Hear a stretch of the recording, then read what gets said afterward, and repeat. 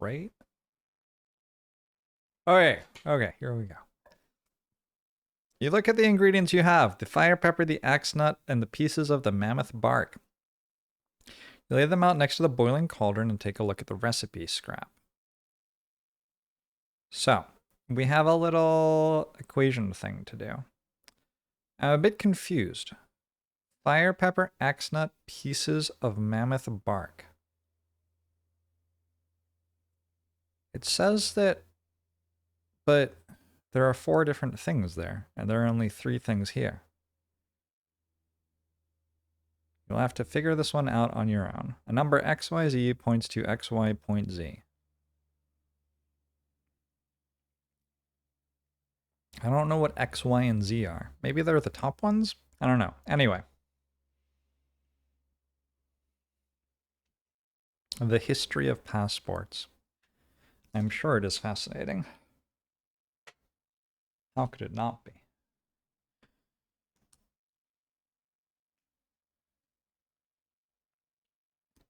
So the equations we are working with. Here we go. Here we go. Together. We have the fire juice. I'm going to call it fire juice.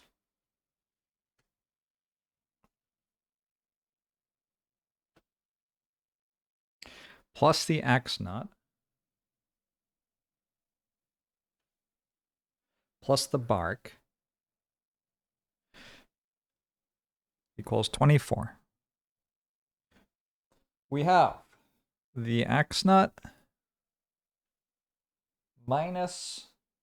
See, this is why I'm not sure. It's like a chili pepper, but that's like the 4th ingredient. So what is that? This equals 7. There's the chili pepper again, plus the axe nut equals 28. And there's the fire thing minus the bark equals 4.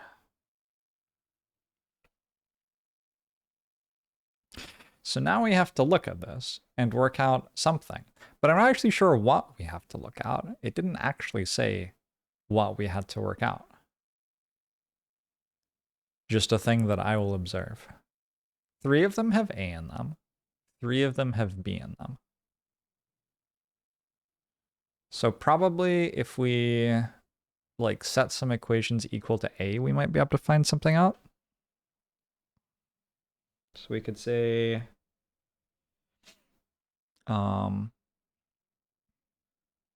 this is very weird. I'm looking at myself writing through the camera lens. It kind of messes with my mind.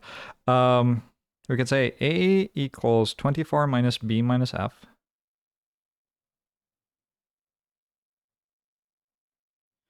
And we could say A equals 7 plus B plus C.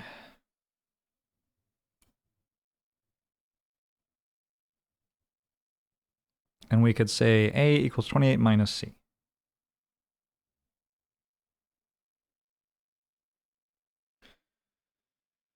Does that do something? We can say something about B and C using the second 2 equations, I think. We could say 28 minus C equals 7 plus B plus C. Which means 21 equals B plus 2C. I think that works. So we use the sides of both of these. 7 plus B plus C equals A. And A also equals 28 minus C.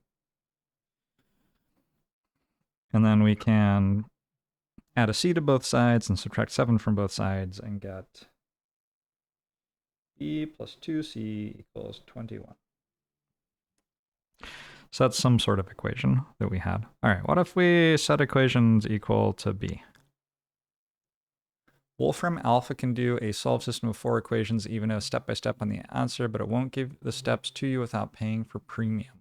Unbelievable. Hey, Vadra. What are we supposed to do with these numbers? I don't know yet. I am not sure. Hey, Light, how are you? All right, let's set the other stuff equal to b. So b equals 24 minus a minus f.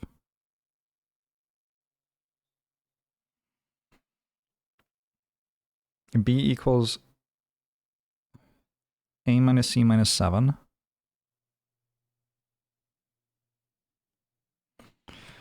And b equals f minus 4.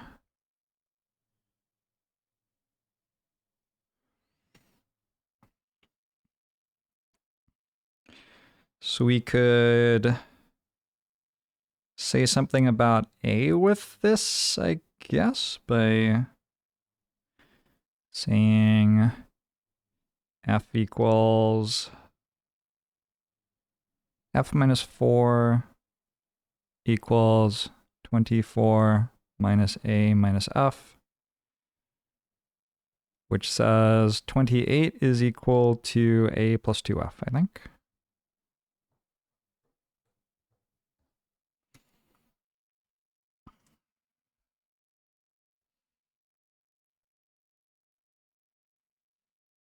What a fucking nightmare. I don't know if I've made any progress. What do I do next?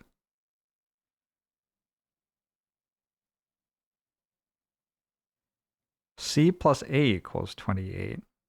So wait, I have proved something. I've proved C is equal to 2F. Because A plus 2F equals A plus 2C. They're both 28. This is 28. This is 28. So that says that C equals 2F.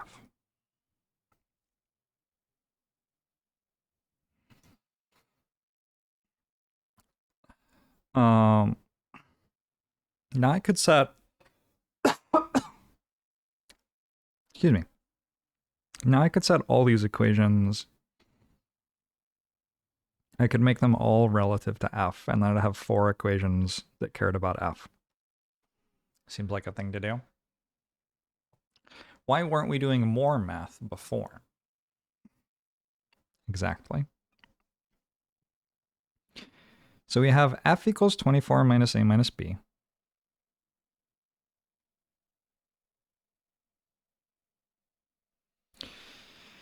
We have 2F equals A minus B minus 7.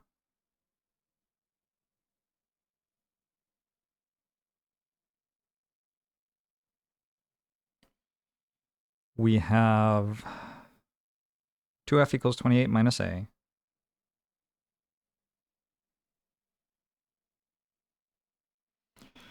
And we have F equals 4 plus B, B plus 4.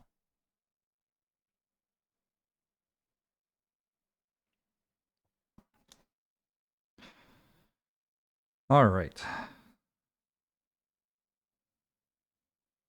Did that do something?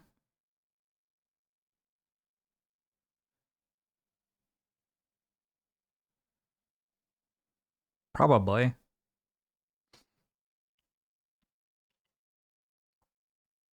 Maybe we could divide these by 2?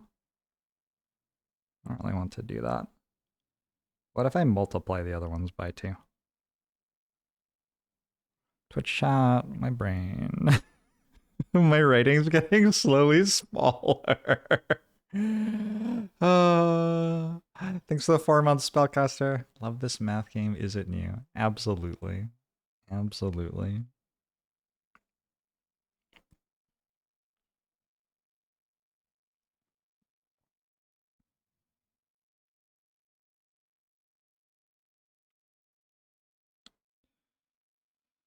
Boom, boom, boom, boom, boom, boom, boom, boom.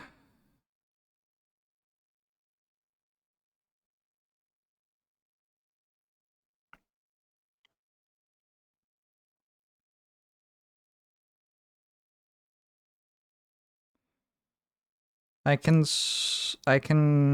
work out what A and B are relative to each other, right? I can go 28 minus A equals 2B plus 8.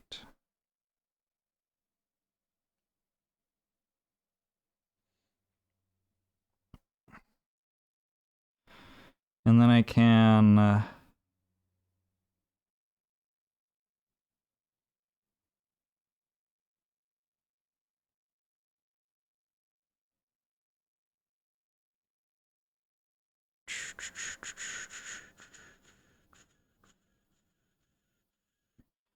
well, this sets A and 2B equal to each other. Is that what I wanted?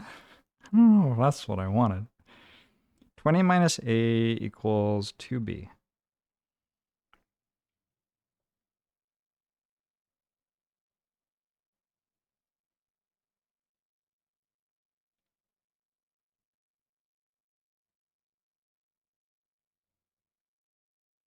So now I have 2F equals 8 plus 2B, 20 minus A plus 8. 20 minus A plus 8. 2F equals 2B plus 8.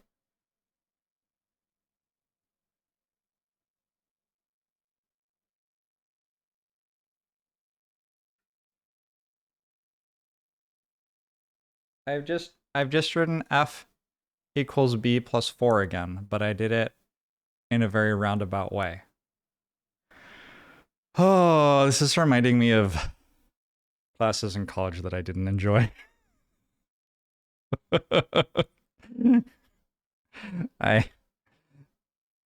God, it's been a long time too. We're doing linear algebra, yeah.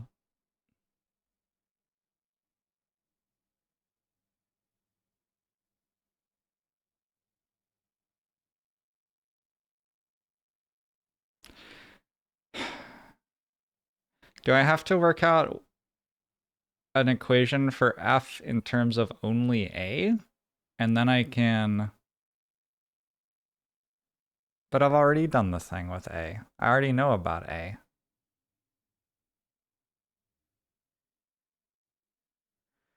F equals 24 minus A minus B.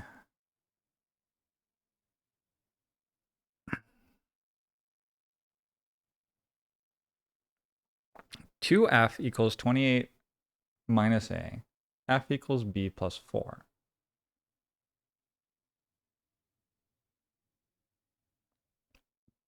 And F equals 24 minus A minus B. That's enough to solve for everything, right? I'm pretty sure that's enough to solve for everything. B plus 4 equals 24 minus A minus B.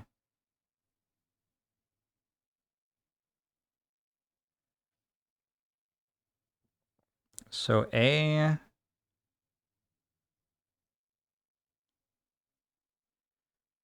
Oh my god. A equals 20 minus 2B? I already have that written. 20 minus A is 2B. Now what the fuck do I do?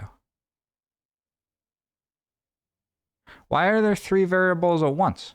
Why can't there just be 2 variables? Why do you need 3 variables? I have F minus B is 4, and I have...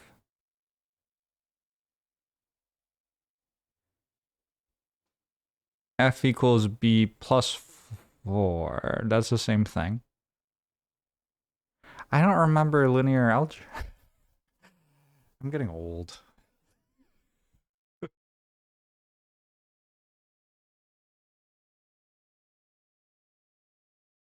Hey, Dashel.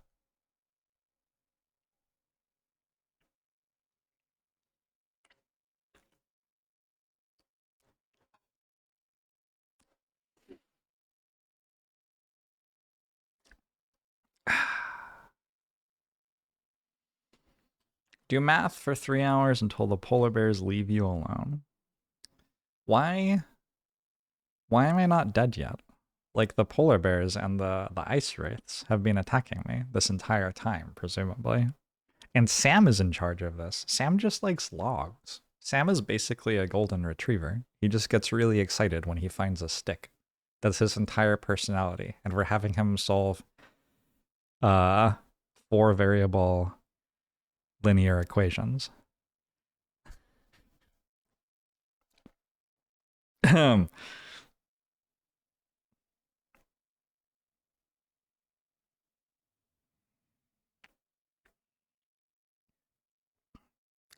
If I can say that b equals f minus 4,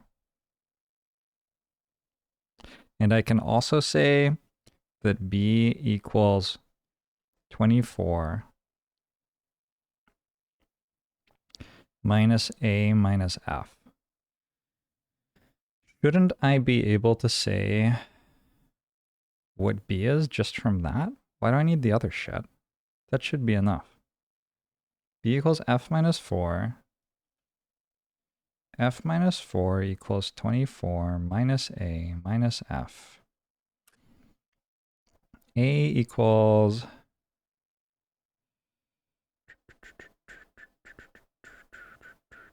28 minus 2f. Pretty sure I wrote that already. But then I put that a into the first thing.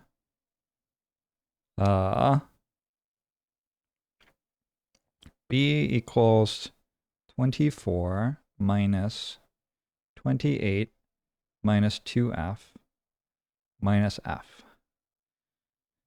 B equals minus 4 plus f. F minus 4. B equals f minus 4. I made b equals f minus 4 again.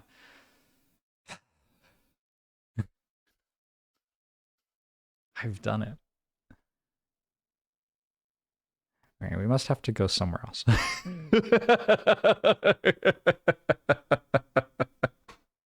Hey, Carados. I should express C in terms of A.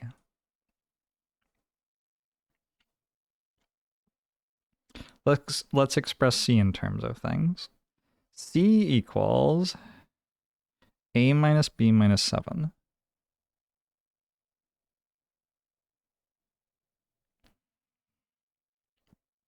C also equals 28 minus A.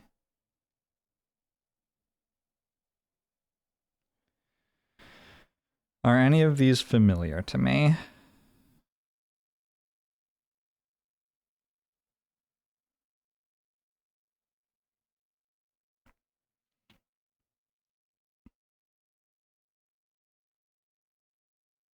I already found out that C equals 2F, right? Yeah, that's already a thing I worked out. How does... There was somewhere in here where I was meant to have like a moment where I was like, oh, that means something, something, something. Maybe I need to look up how to do linear algebra. I definitely, actually, I'm pretty sure I got a 4.0 in this class. And then I definitely never used it again.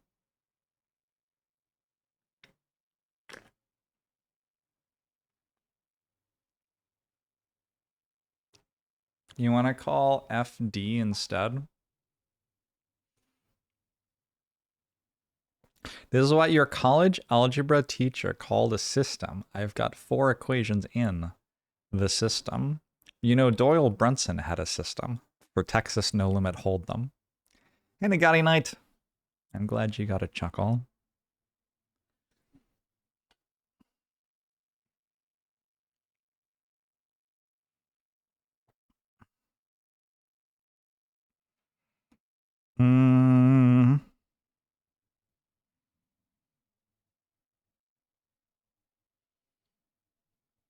I thought, conceptually, let's start from square one again.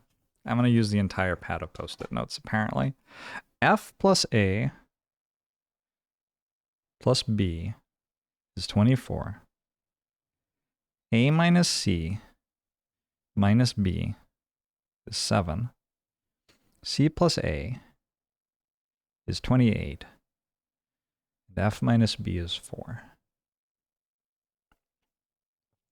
I thought if you have two variables and two equations,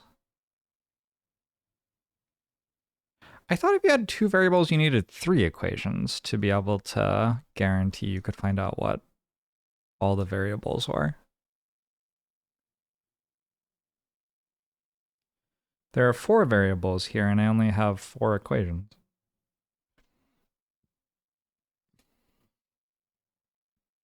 Presumably, I'm misremembering something. If you have one variable and one equation, it sure seems like you can work out what that variable is. So if you have two variables and two equations, it shouldn't be hard. But we have four variables and four equations, which is why my brain is breaking. So I originally worked out how to equate C to F. C equals 2F.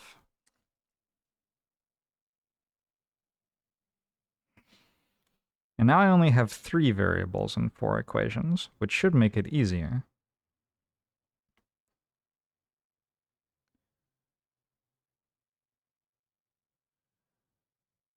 So now I need to find, like,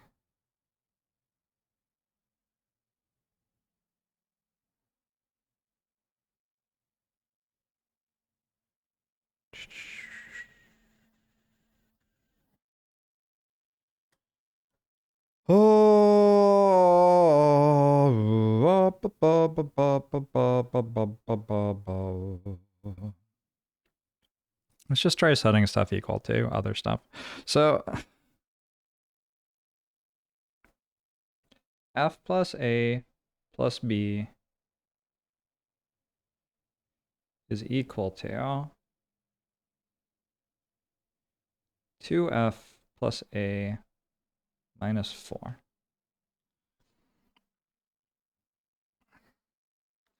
I believe that's true. Which means A plus B equals F plus A minus 4 and B equals F minus 4. I fucking wrote that again. Why do I keep on writing that? Why does every equation just end up telling me that? Okay, so if B equals F minus 4, then I can call B F minus 4 in equations. So I can have A equals, sorry, A minus 2F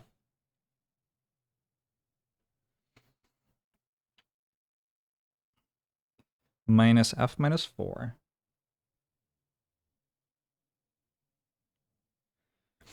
equals 28 equals 7 equals 7.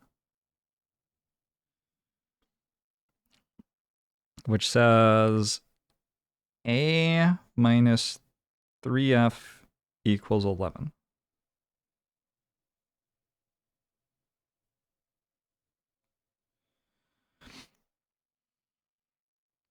Okay.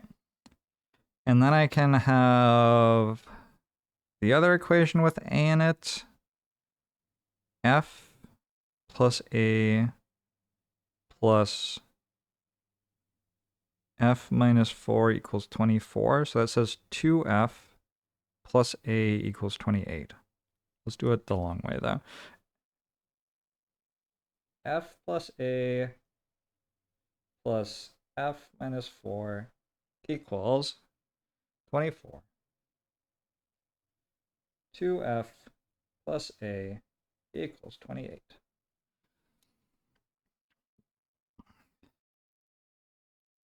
And now we can say a minus 3f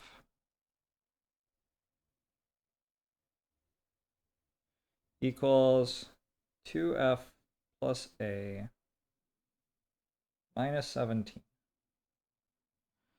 Which means 3f equals 2f minus 17. Nope, minus 3f equals 2f minus 17.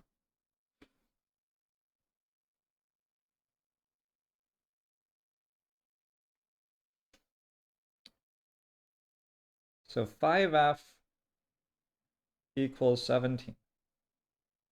F equals 17 over 5. Is that right? I don't feel like that's right. They wouldn't make f equals 17 over 5, would they? That's fucked up. I flipped the sign. All right. Where'd I flip the sign?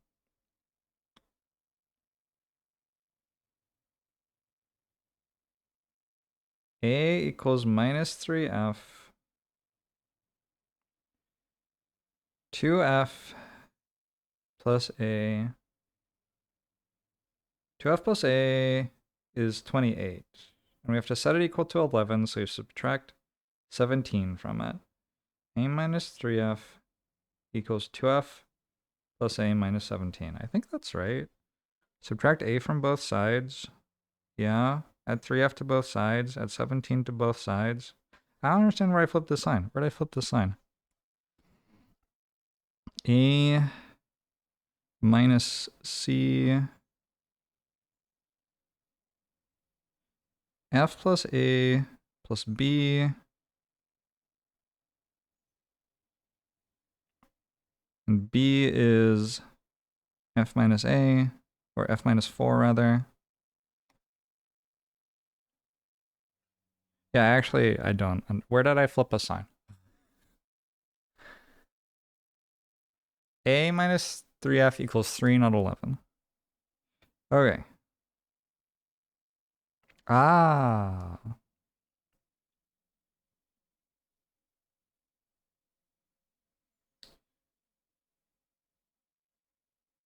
Instead of minus 17, it's minus 25.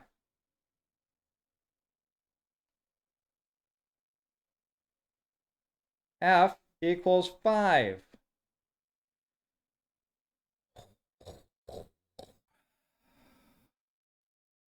The best day of my life. 5 minus b equals 4. B equals 1.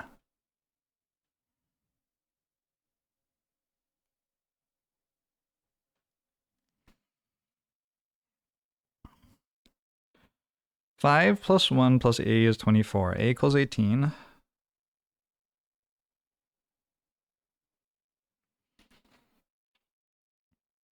And 18 minus 1, 17 minus c equals 7. So c equals 10. So now, I worked that shit out and I don't think I got it wrong. And I only required 17 hints from Twitch chat and someone to tell me directly that I had added -4 to something and made it 4 bigger instead of 4 smaller.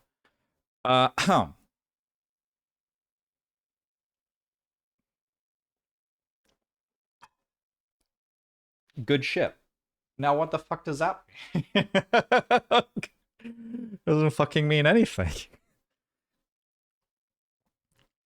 You look at the ingredients you have. The ingredients are the fire pepper, the axe nut, and the pieces of mammoth bark.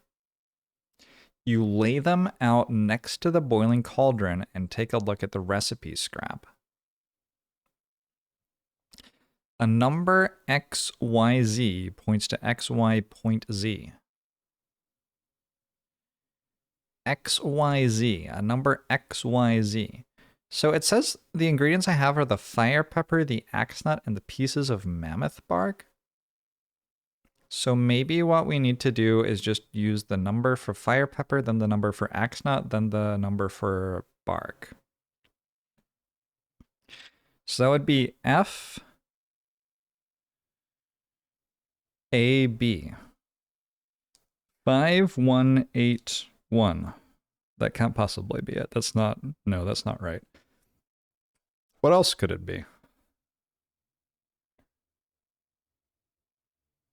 Oh my god. Oh my god. The cauldron has the number 123 on it. Do you think it's just 12.3 and I didn't have to do any of that? I'm refunding the game. If that's true, I'm refunding the game.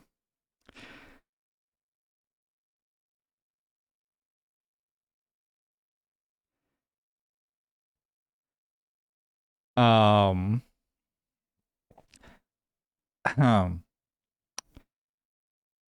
I mean, should I go look at 12.3 and see if that's the answer? What else could it be? 1, 2, 3. I'm gonna go look at 12.3, I guess.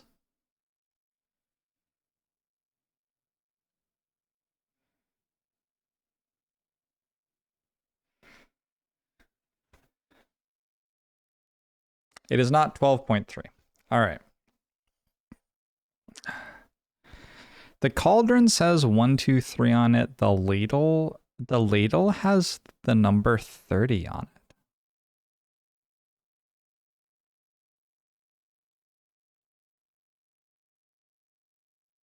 Wait, this puzzle's like fucked up.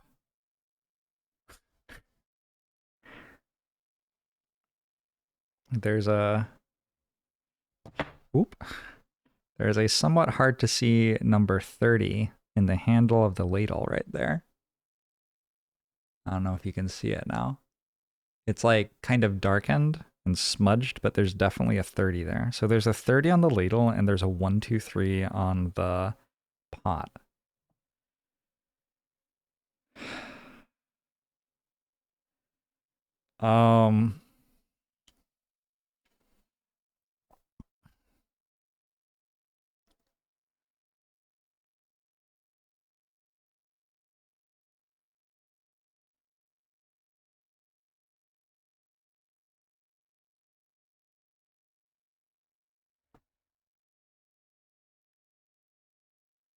What is this shit?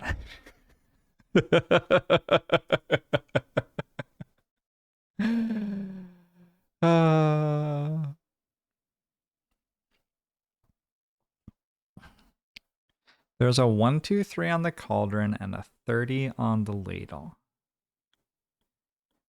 So one interpretation of that is that I have to reach 123 total ingredients in the cauldron using ladles of 30.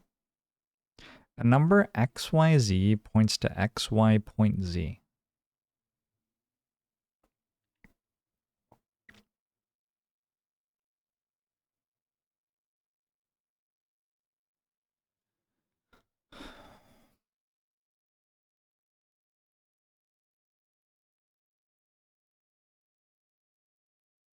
The ladle says 30.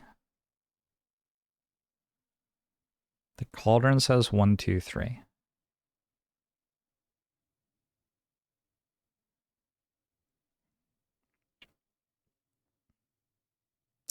The ingredients I have are fire pepper, axe nut, and bark. I don't have chilies.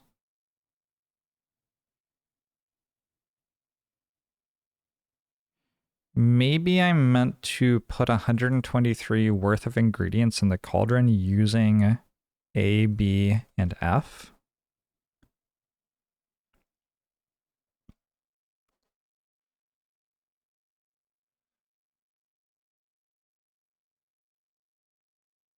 And I'm only allowed to fill a ladle with 30 worth of stuff, so I'd put like A and F in 5 times each. 23 times 5 is 115, and then 8 Bs. 55.8. Fire pepper Axnut and bark. 55.8? It could be 55.8.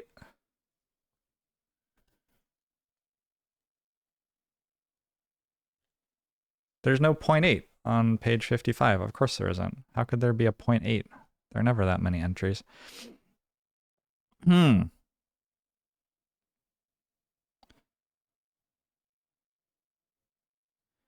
What's all this shit then? Why is the bark only worth 1? I had to go find it. Seems like a lot of work. Seems needlessly complicated, but you look to Nor and get only a non-committal shrug. You'll have to figure this out yourself.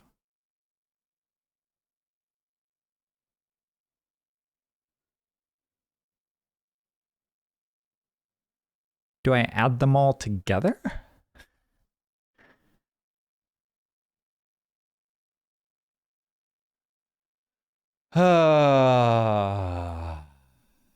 Welcome to Frosthaven puzzles. They are vague shit. We did enjoy this puzzle, but half of our math nerds struggled to solve the beginning. I solved the beginning, right? A, B, C, and F. I know the values of them. The puzzle didn't explain what to do with the values. What are I meant to do with the values? One doesn't say.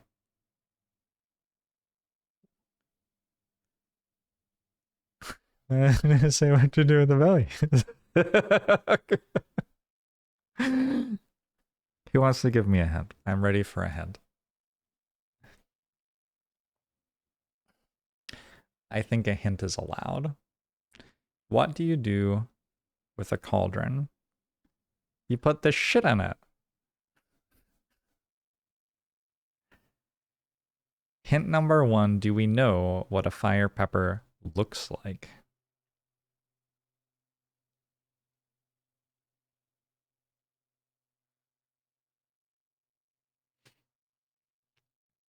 Wait, was I saying I had the wrong one?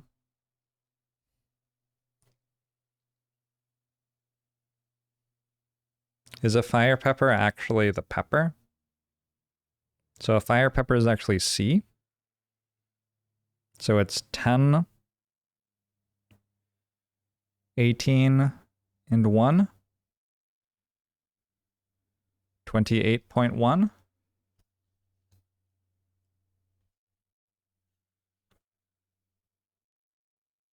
Oh.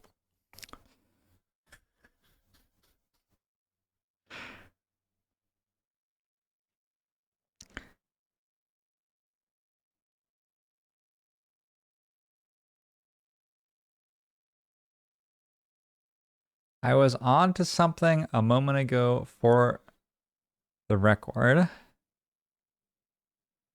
Add the ingredients cauldron and spoon. 153, 163, 164, 172, 182.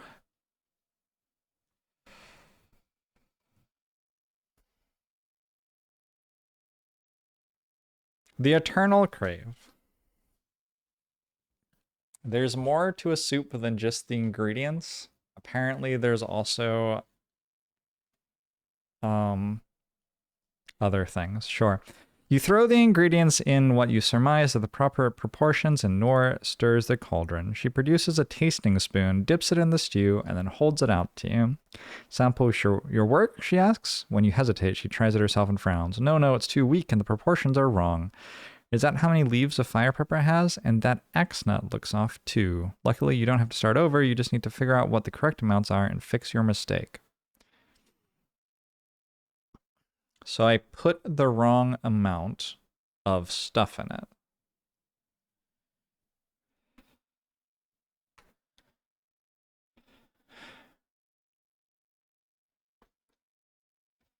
One 162.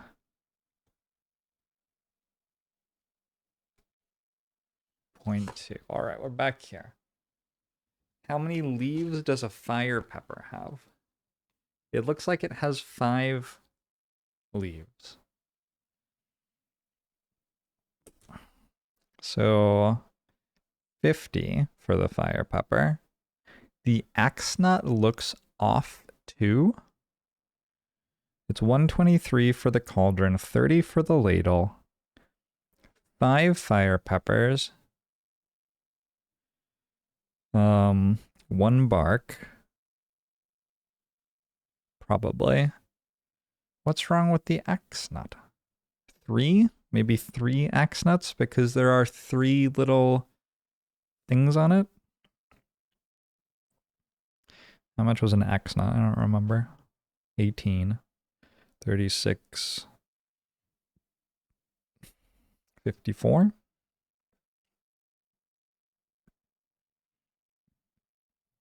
5, 8, 208. Maybe.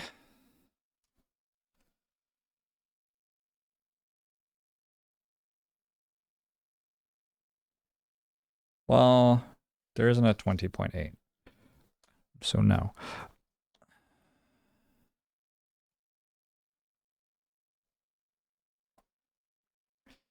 What's wrong with the axe nut?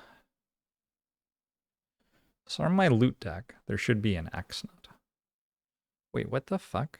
This axe nut only has 2, but the art for the axe nut has 3. What fucking axe nuts are you using? They're using weird ass axe. They've got like the organic stuff from the farmer's market. So maybe I only put 2 axe nuts in. How much was an axe nut? I don't remember. 18. So we subtract 18 from it. We try 190. 19.0. Well, there aren't sections that are 0.0. So it's not that either.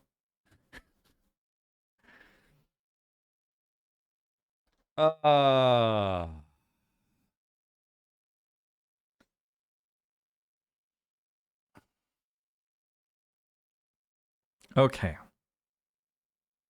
Well,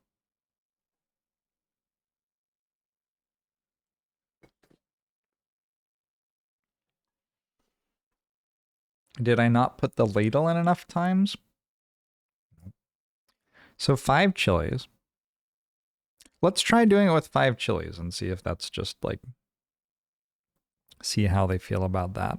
So 50 from chilies, 1, 2, 3 from cauldron, 30 from ladle, and then 1 bark and 1 axe nut is 12.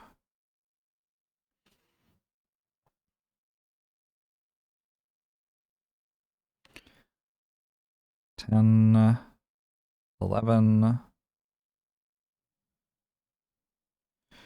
22.2. What do you say to that?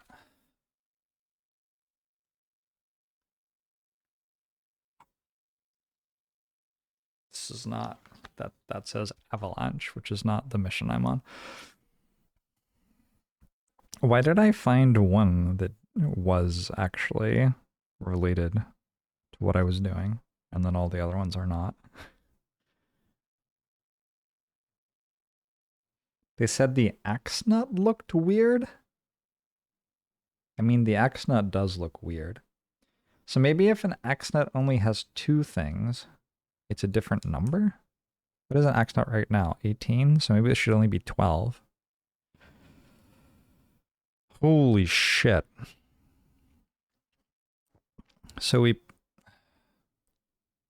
me just make sure I know where we were to begin with. We were at 153 plus 10 plus 1 plus 18.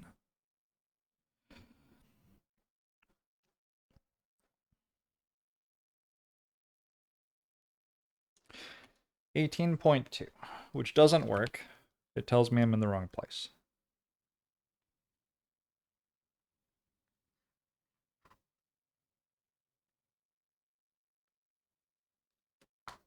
Okay. She tells me I meant to use more chilies. She said, how many leaves do they have? Wait, did I use too many? Or not enough?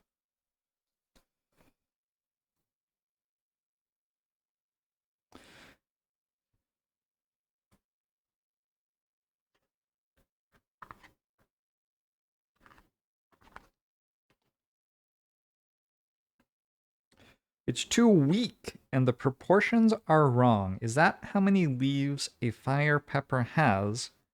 And the axe nut looks off too.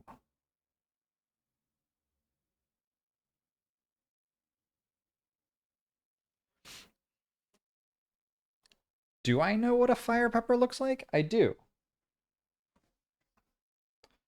The campaign sticker for fire pepper only has 4 leaves.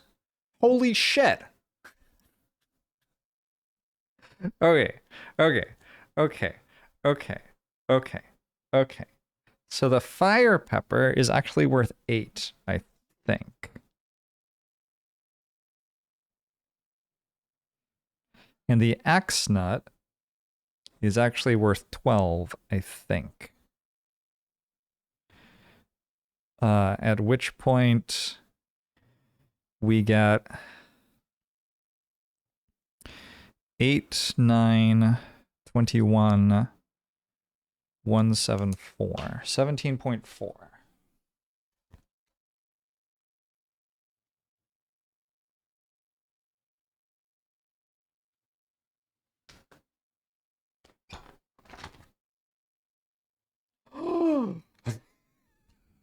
Holy shit, I did it.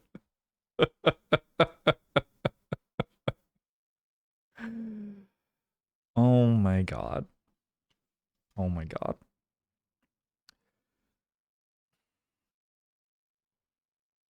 I feel like I did quite a lot of that on my own. Twitch chat helped a little bit.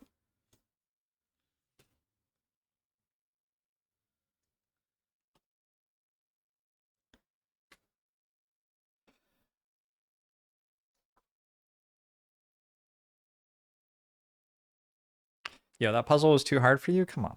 Pull it together, Twitch chat. You throw the ingredients in what you surmise are the proper proportions, and Nora stirs the cauldron. She produces a tasting spoon, dips it in the stew, and then holds it out to you. Sample your work, she asks. When you hesitate, she tries it herself and smiles. Perfect! You lift the heavy cauldron full of stew and carefully carry it through the ornate door and into the inner chamber of the Hungry Maw's dwelling. You see it pacing up and down the center of the room. It looks upon you and roars with an otherworldly sound. Feed me. Fill my craving. I am awakened with hunger and my soul is cold. You set the cauldron down and back away. It sees the hot stew and descends upon it with surprising quickness, lifting the cauldron and pouring its contents into its unnaturally huge mouth. It groans with satisfaction, and then lays down to rest in peace. You carefully exit the cave, and Nor congratulates you. Well, that should keep the monstrosity happy for another 100 years. I'll try to pass down a less cryptic recipe to my ancestors this time. I get 15 experience each and 1 check mark each. I'm sorry. Is that a full perk, or is it a check mark toward getting a full perk? I can never remember. Like, it's just a check mark toward getting a full perk. Okay. All right. Okay. Okay, it's time for mission cleanup. That mission absolutely carried through 3 different streams, so that was a good one.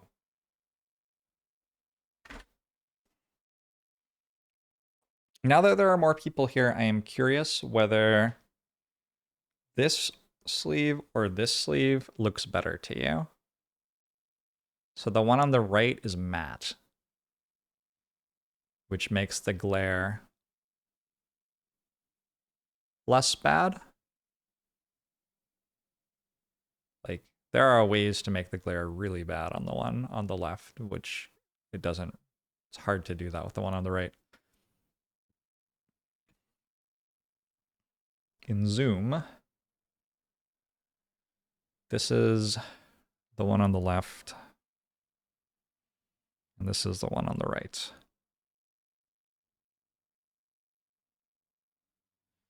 Still running into the issue of them being very small. Well, not if I zoom in on them. Can I show left again?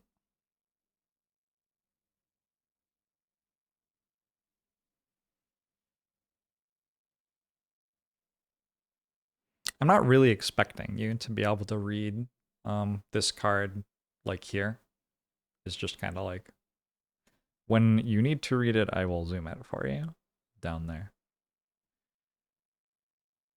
I do want you to be able to read that. Maybe I should zoom that a little bit more.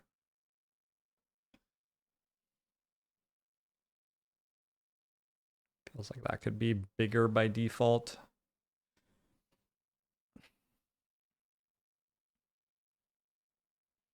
All right, cool. Yeah, I figured that the right would be better.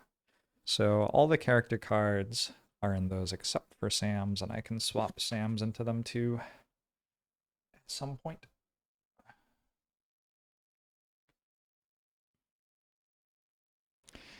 Both readable zoomed, but matte looks nicer. The thing I don't like about matte is it kind of feels like they're blurry, kind of, a little bit. It's kind of weird. Pretty sure these decks have a billion curses in them. Let's go find those and take them out.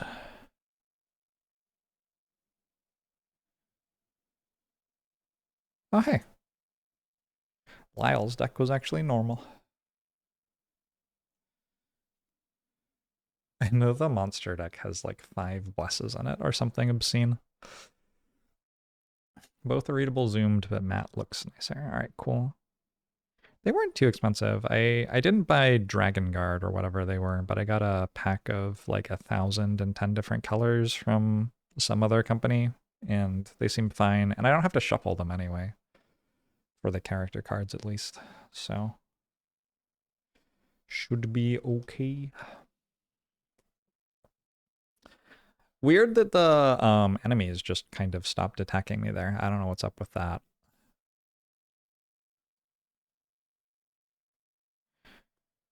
One curse. Oh god. These cards are not in the same orientation. 2 curses.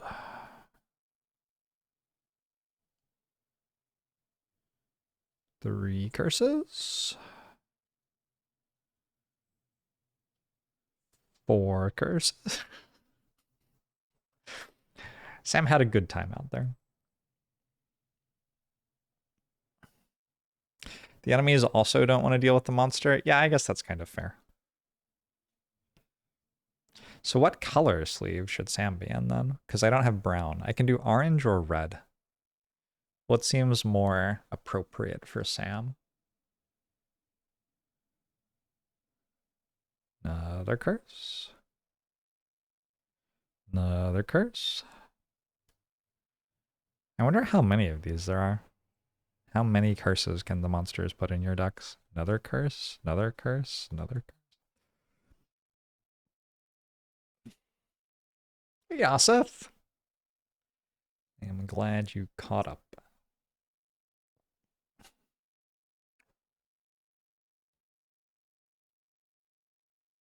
They can only put 10 total curses into my decks across all the characters. I think they got up to 7 or something there.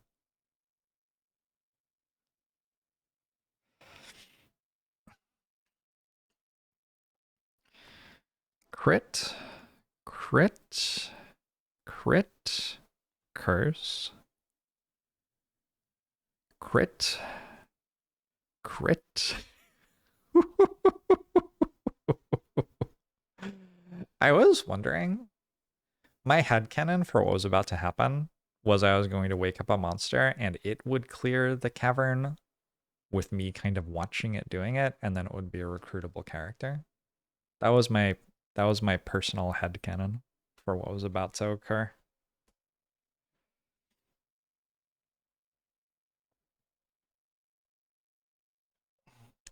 You ran out of blesses for your deck in Gloomhaven? Oof. I guess if you're doing that, it makes sense to minimize the number of cards in your deck.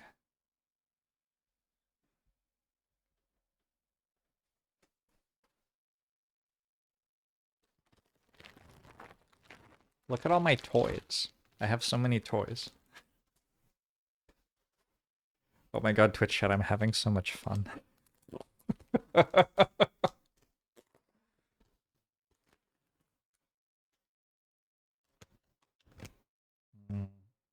trash?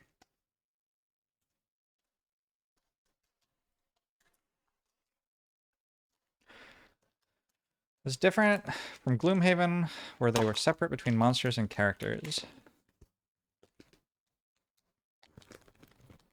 Yeah, there are curses for monsters and curses for characters, but there are only like generic blesses for everyone. Do I want to know how I'm supposed to do the math on that puzzle? I feel like I did it how I was supposed to do it. Did I not? I solved the set of equations, worked out the values of the different ingredients, but then I realized that the ingredients were weird. Axe nuts only have 2 axe things, not 3. And peppers only have 4 leaves, not 5. And so I multiplied the pepper value by 0.8 and multiplied the axe nut value by 0.67, 2/3. Your ingredients plus the 30 on the ladle is supposed to equal 123.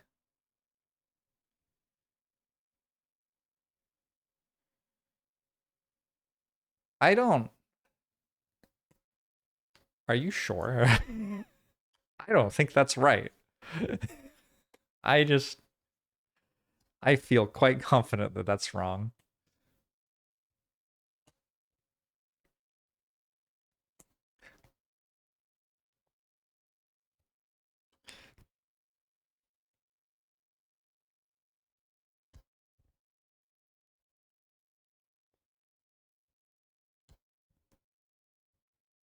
We have decided that you are wrong, Pinfeldorf.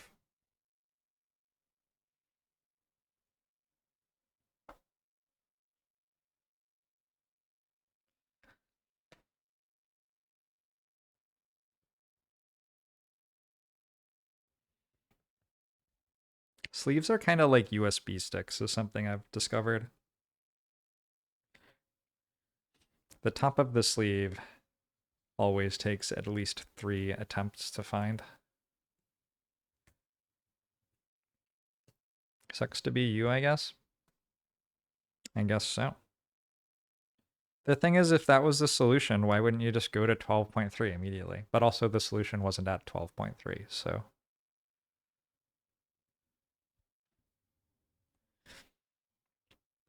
Who's excited about Gloomhaven 2.0 coming soon? Hopefully it will release in time for me to go straight into playing Gloomhaven after I'm done with Frosthaven.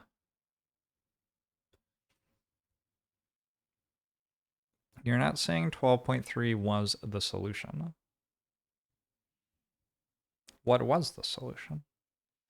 You mean Crimson Scales. What is Crimson Scales? I don't know what that means. Combination of ingredients you use adds up to 92, plus the 30 of the ladle equals 123. Well, how do you get... Well, how do you get 18.2 out of that?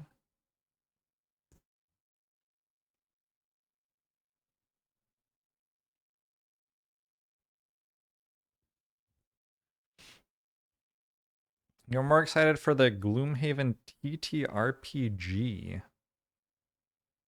Gloomhaven, that's such a weird product. That's like making chess the board game after the Queen's Gambit comes out. Like the entire starting premise of Gloomhaven, it's just a TTRPG for people who don't want to play a TTRPG. 1 pepper, 8 flame fruit, and 2 bark.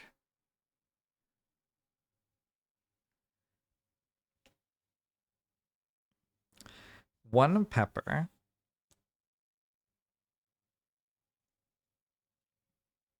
is equal to 10, right? That's what we said a pepper was worth. So 10. 8 flame fruit. Each flame fruit was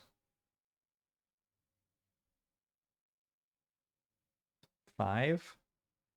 40 plus 10 is 60. Plus 2 peppers. Plus 1 bark. Plus 2 bark. 62. I get 62.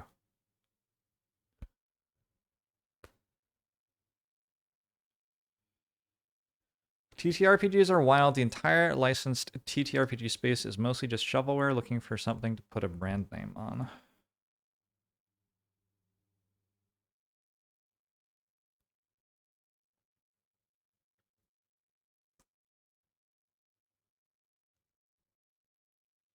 The thing that I'm kind of like having my mind blown with here is that whatever it is that you did found the answer, which is I'm very confident that the way that I solved it is the way that you're meant to solve it. I am wondering if there was like if the puzzle was well enough made that they were like, some people will try to solve it this way. Can we make it so solving it that way also gets you the right solution? I'm wondering if that's what happened, because that would be wild. I would not personally be smart enough to design a puzzle in such a way.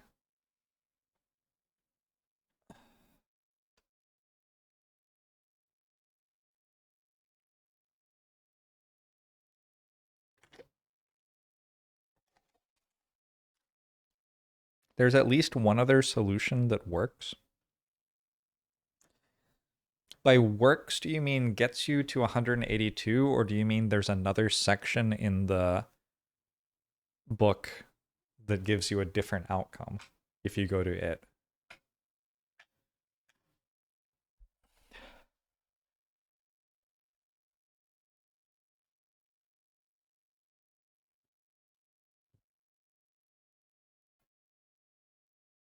Well, this is very exciting. I get to go back to town again. I haven't been in town for such a long time. Sir Morak, thanks for the 4 years. Appreciate it. There's another way to work with the numbers they give you to get to 182 and 174. Okay.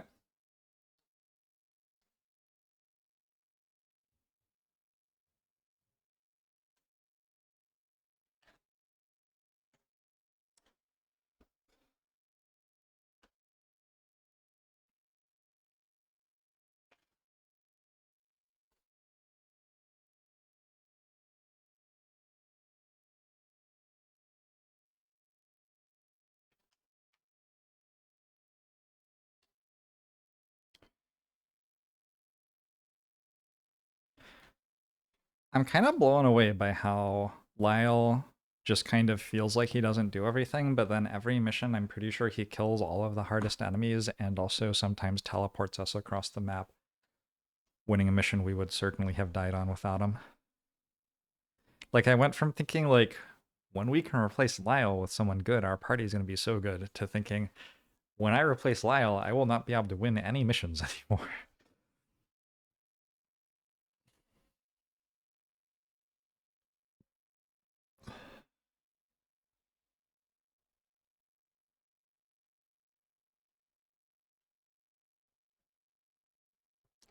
This one was just nuts, though. It's like, I'm used to 3 rooms being the norm, and this had 3 rooms. And then when I opened the 3rd room, it was like, by the way, there's another 2 rooms worth of enemies, as well as the 3rd room worth of enemies.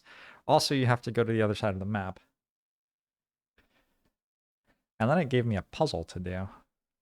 I don't know what the fuck that was all about.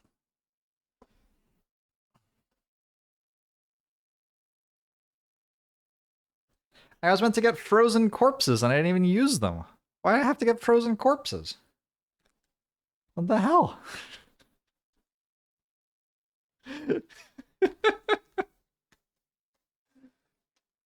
Imagine playing an RPG and all the NPCs are Twitch chat. They have like streamer RPGs where they have a simulated Twitch chat for you. I played one for about 2 minutes once and was like, gee, I can't do this. I'm simulating being at work while I'm at work. It was just slightly too much.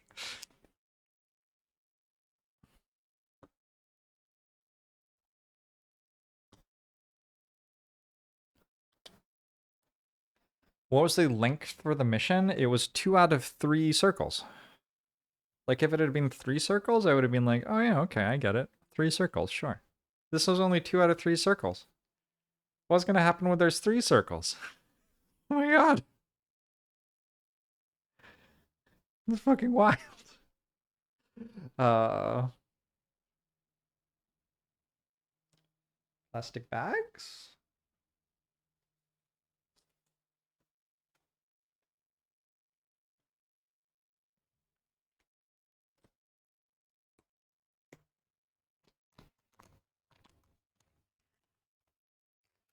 When will Skyrim be released on Twitch chat? How long has it been since the last time they released Skyrim? I feel like it's been a while.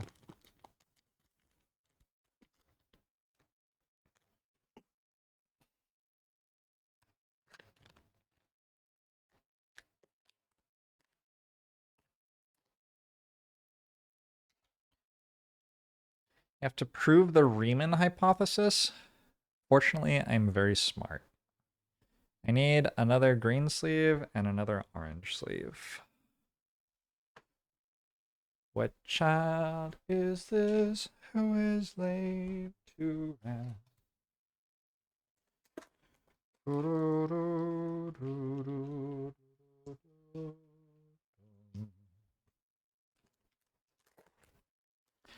Being released for Samsung fridges next week. Hell yeah. Is that the one that won't open when Windows is down? Hell yeah.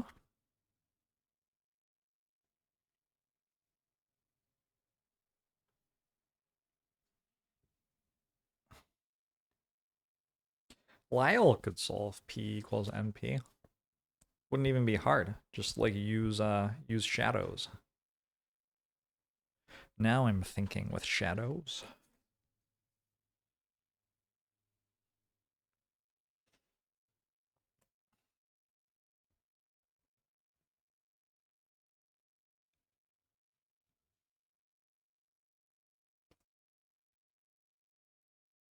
I have recovered the cards, I think.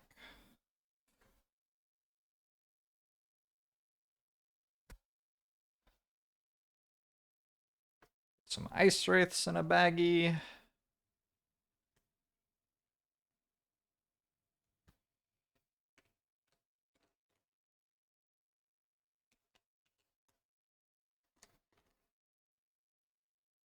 There was one ice wraith in the first room I encountered an ice wraith in, and I was like, oh, the game knows that like you can get this event potentially as soon as week 2, and it wants to introduce you to the more complex enemies slowly. So we'll just have a few ice wraiths for us this mission, and then then there were 5 of them at the same time. What the fuck?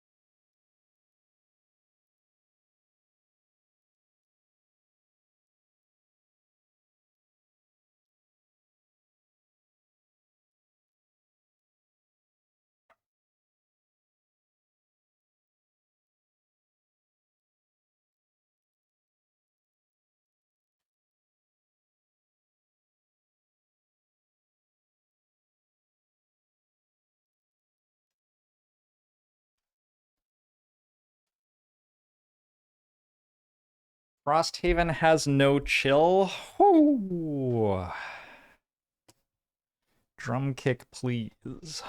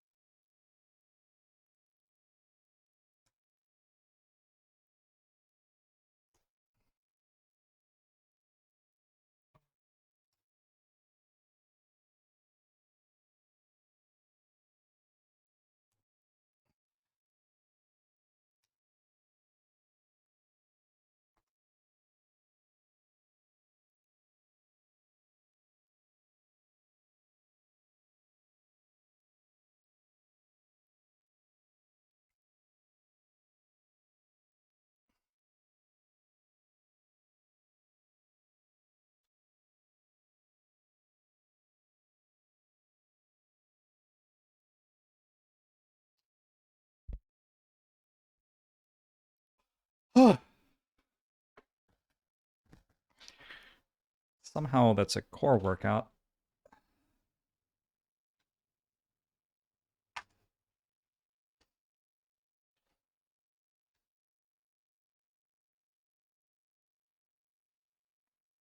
All right.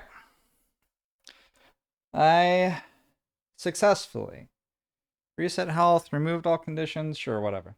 Remove the cards from decks, gain experience from dials.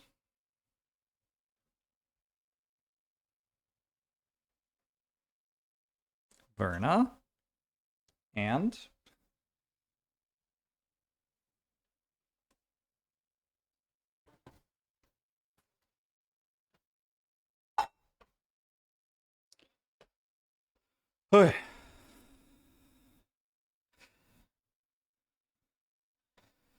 traveling salesman problem would be a lot easier if you could teleport. Absolutely. Hello, everyone. Hey, Senna. How are you? Verna gets 11 experience from regular experience. Also from the mission, scenario level 4. Actually, we're counting as 2, so 8 more. So 19, 15, 125. And then I'm getting 15 bonus experience from the scenario book. So 140. Hot damn. Sam gets 6 experience from cards, plus 8, plus 15, 14, 29, 121, 141. Damn.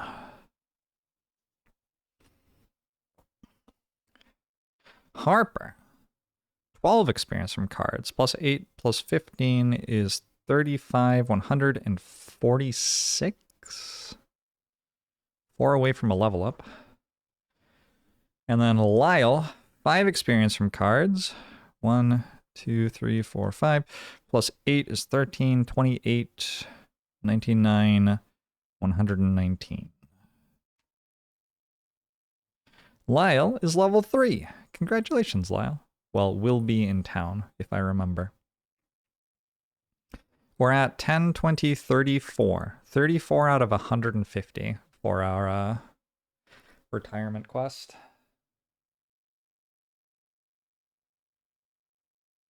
Gain resources from loot cards. Verna gets 3 gold. Sam gets all the shit. Sam gets a rock root.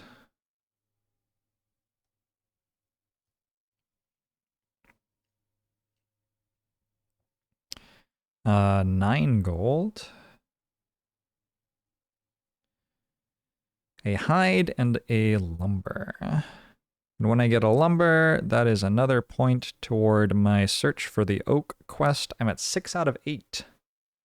6 out of 8 lumber discovered. Soon I will have found enough logs to find the secret tree. Harper gets a log. And Lyle gets a hide and a metal.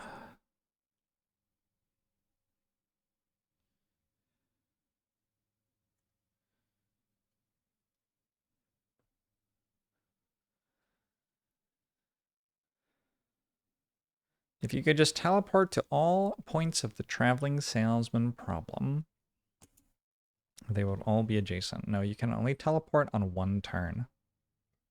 So actually it's way more complicated. Or the same level of complexity? I don't know. Probably ends up being the same level of complexity as before.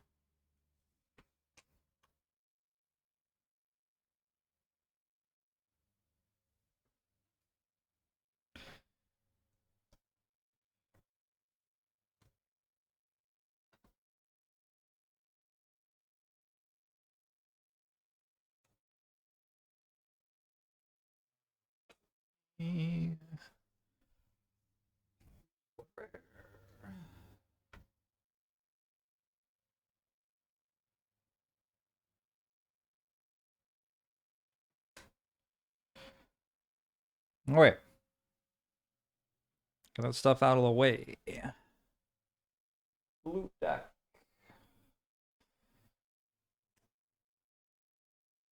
I'm gonna put that there. Sorry, what am I doing next? Oh, this has to go in a bag.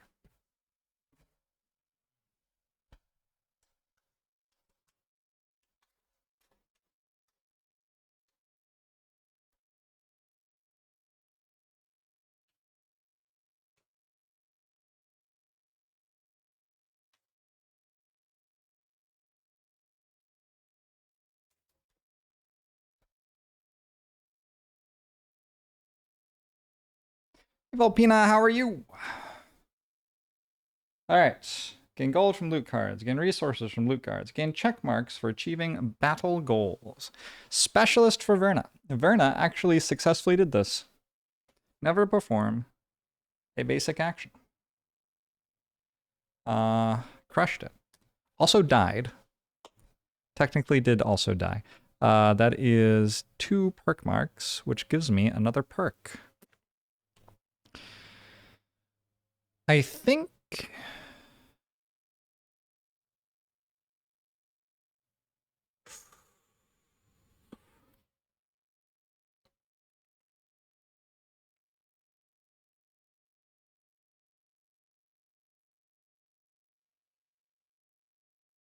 I'm going to add another 2 heal self and redraw cards to my deck. It seems like a reasonable choice.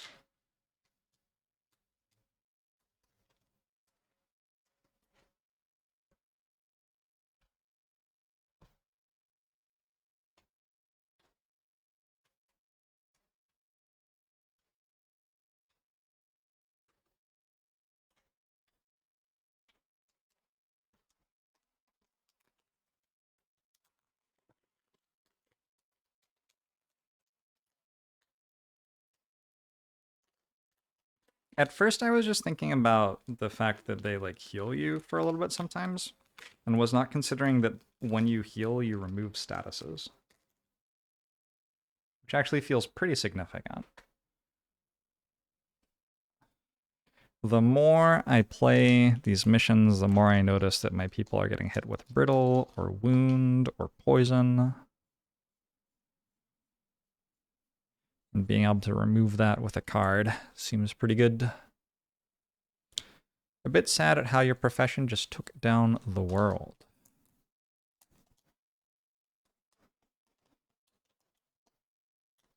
Is your profession IT specialist?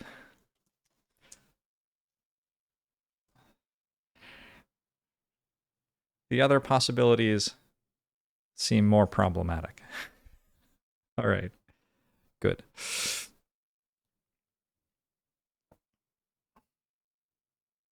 Is that right?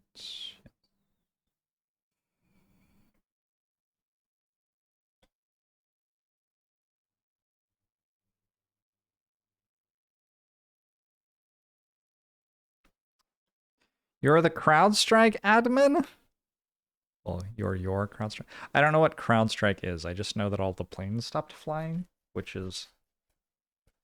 feels bad. I don't know. All right. Saverna successfully did that. Sam successfully was targeted by attacks from 3 enemies in the same round. Sam also gets a perk. I don't entirely know what Sam's doing.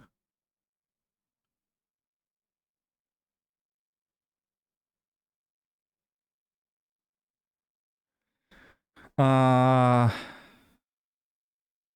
gonna get rid of my -2 card and turn it into a +0 card.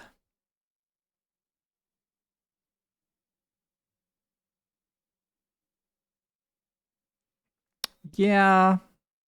Let's turn the -2 into a +0.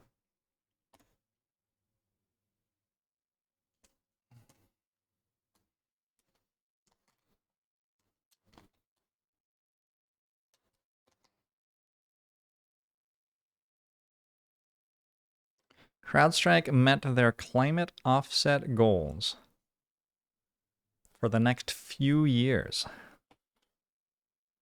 Well done. Great work out there, everyone. So the decks by default start with 1 minus 2. And 5 minus 1s, I want to say. Getting rid of the minus 2 basically halves your chance of failing on a bunch of attacks where a minus 1 or better kills. Because you can no longer hit the minus 2, you can only hit the crit fail. So I think it is a thing worth doing, probably. I think all the other decks still have their minus 2s in them, though. So it's definitely not something I've been super prioritizing. I just don't really get what Sam's perks are for. Like, none of them make him tankier, which is the only thing I'm using him for. So what are they even here for? I don't know. Regardless, it's fine.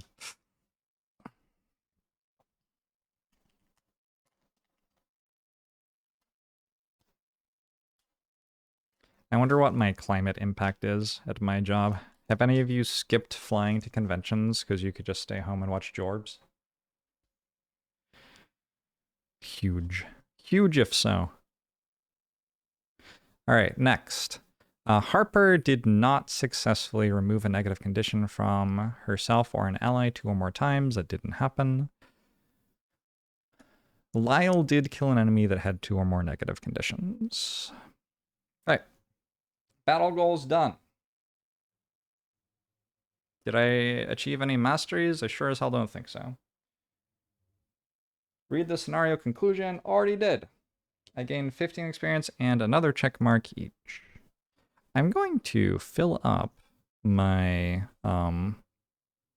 perk check marks and not that long, at which point I don't really understand what I'm doing with like my battle goals and things. What is even the point at that point?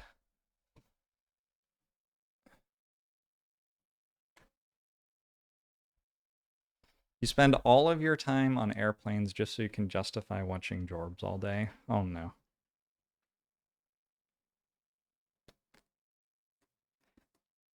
What a disaster.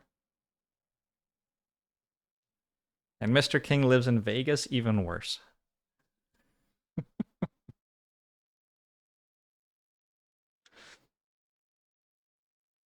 I'm sure Vegas is fine. I enjoy Vegas for about 4 hours before I want to leave. I'm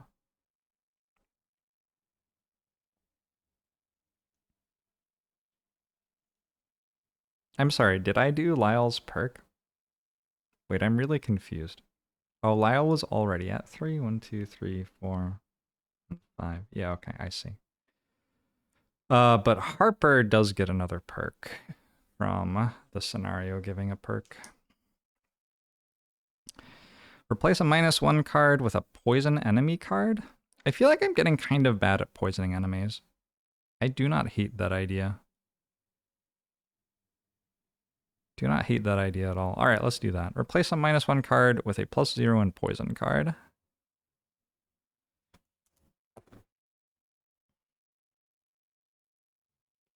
It's a -1 card.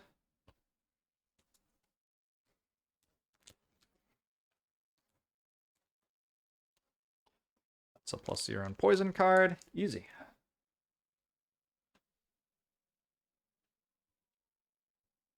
After you max out battle goal check marks, there's no official bonus for completing more of them. Isaac has suggested that it would be reasonable to reward 5 gold for completed check marks after that, but that would be a house rule. Okay, cool.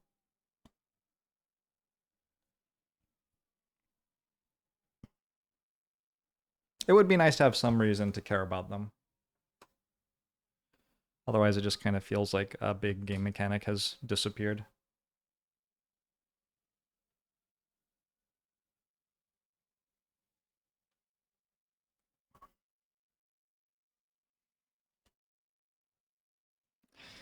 Gonna put these back. Number 1, number 2, number 7, 11, 12, 15.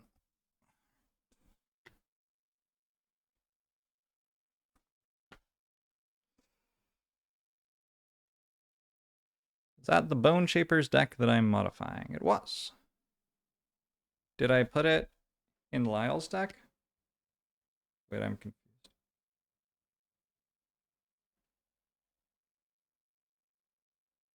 Yeah, I did it right.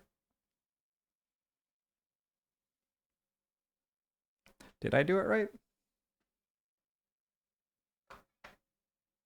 Oh, I took the -1 out of Lyle's deck. and put the card into the Bone Shaper's deck. Thank you for catching that. There's like almost no chance I would have caught that if you didn't point that out. Yeah.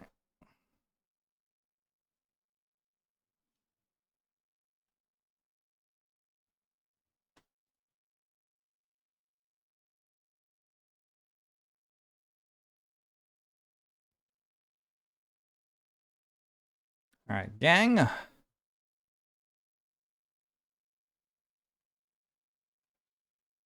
Gonna put these away, and then we head to town.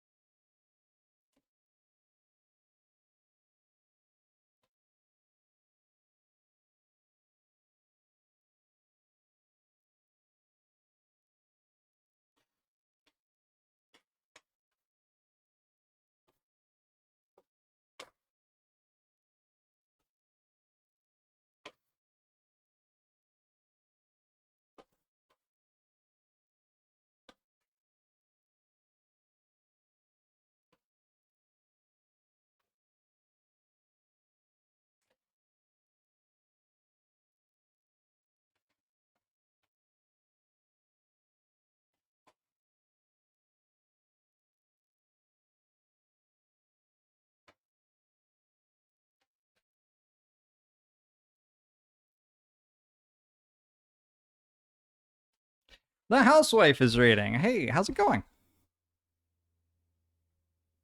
Welcome in. A great time to join. The party has just soothed a beast, which wakes up every 100 years by cooking it a stew. And now we're going to town to buy shit.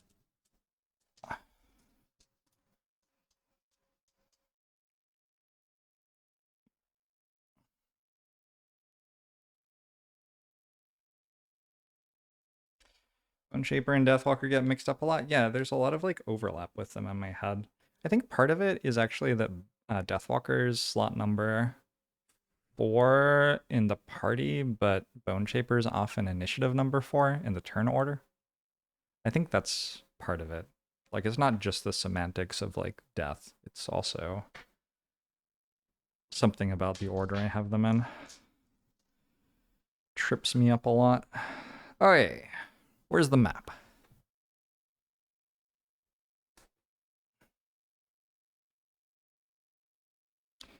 Is chat intended to not be on screen? What a great question.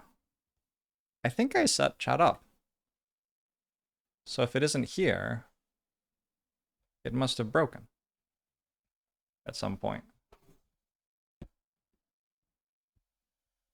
Those 6 ciders have pips instead of numbers fail. Oh, it's much easier to read the pips than the numbers on camera.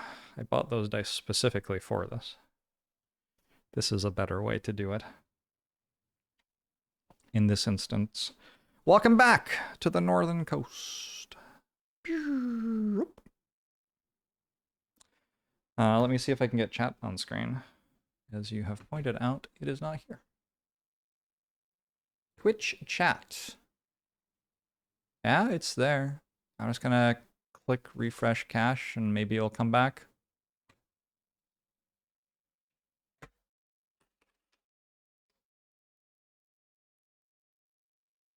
Okay, it's back.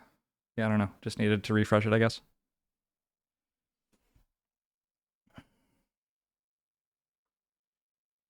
I have to update the map. What mission did I just do? Where even was it? The Eternal Crave.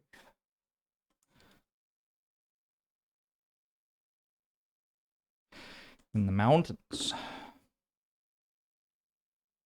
And that was a terminal mission. There's no mission that unlocks from me doing that. I think that's the first time, maybe. I think that might be the first time I've done a terminal mission. All right, cool. The number of options we have is now lower than before instead of greater than before.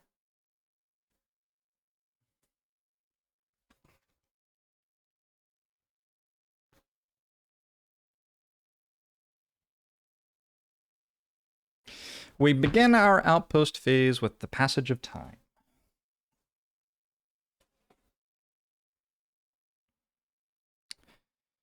We have done one mission. It is the end of week 8. I have 3 things happening at the end of week 10, including the end of summer. After the passage of time, we do an outpost event.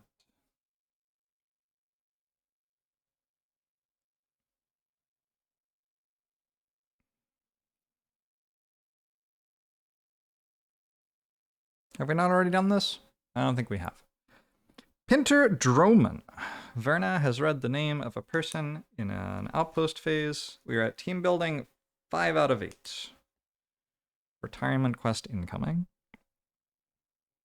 Pinter Droman, Frosthaven's resident Quattrol Tinkerer, is unwrapping a package wrapped in brocade in his workshop. Come take a look. Can't believe it. One of the guards just dropped this off, says he found it on the hillside. Out from the cloth comes what looks like a long metallic purple blade. Remarkable. Believe it or not, this is an antler from a Brummix. Quattrol settlers brought them here over a century ago, but they all died out, or so I thought. Watch this. He swings a heavy wrench at the antler, snapping it in 2 pieces.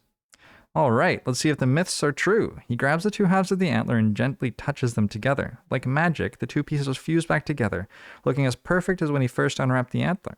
Pinter is grinning from ear to ear. A marvel of nature! Now what should we use it for? We can use it as a mutable material for crafting or weave it into an art piece. I am tending to roleplay these based on my party members. I think 0 of my party members would want to weave that into an art piece. Don't think anyone's really into art. Maybe Harper? Maybe Harper would. On a roll of 1 to 3 on a d20, I'll go for weaving it into an art piece. How about that? 14. All right, we're going to use it as a material for crafting because we are practical adventurers trying to win the game. So option A.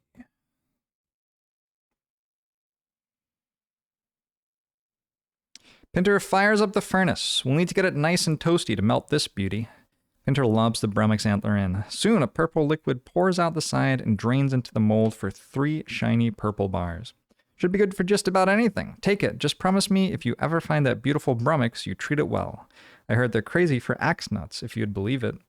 Gain 1 morale, gain 3 collective material resources of any kind, gain a Brummix campaign sticker.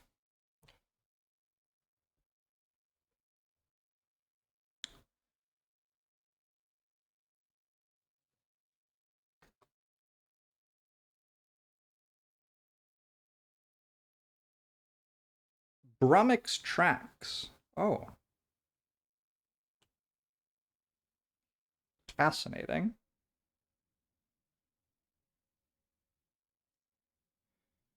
We have found the first of 5 Brummix tracks.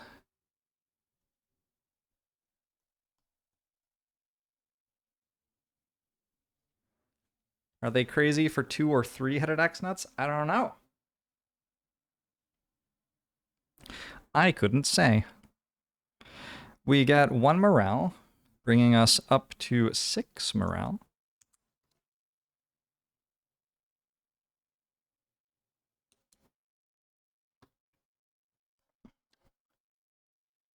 And we gain 3 collective materials of any kind. Wood, metal, or hide. Okay. Let's work that out when we get up to crafting, which I think will be next-ish.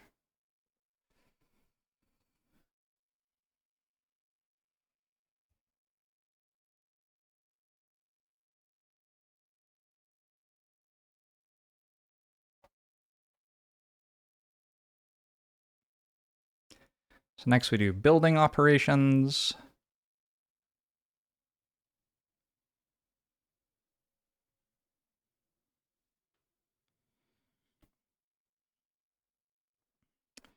We have a mining camp. Collectively buy a metal for 2 gold. Absolutely. Let's spend all of Verna's gold since Verna's close to retirement. So Verna will spend 6 gold for these buildings. And we will buy a metal from the mining camp. We will buy a hide from the hunting lodge. And we will buy a wood from the logging camp. Craftsman lets us craft items. Yeah, this is where I think I will have to start thinking about things with who gets what resources and which resources we make to begin with.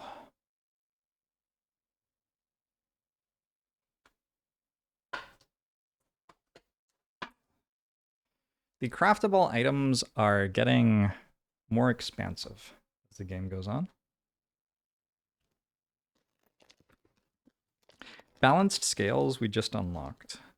Once each turn during your attack ability, gain disadvantage on one attack, then flip this card over at the end of your turn.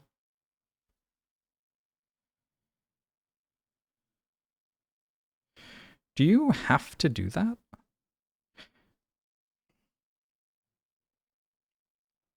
Once each turn during your attack ability, gain disadvantage on one attack, then flip this card over at the end of your turn.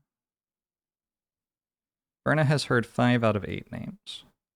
Once each turn during your attack ability, gain advantage on one attack, then flip this card over at the end of your turn. So we get advantage the first time. It requires item 110 to craft. How do I tell if I have that or not?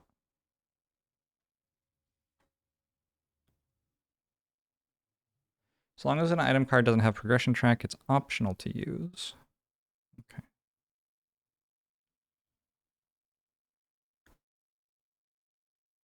So what's like the secret to knowing if you have item 110 in here? I guess I could sort these more sensibly. Or are they already sorted actually? It's 87, 94, 93, 54. They sure as hell aren't.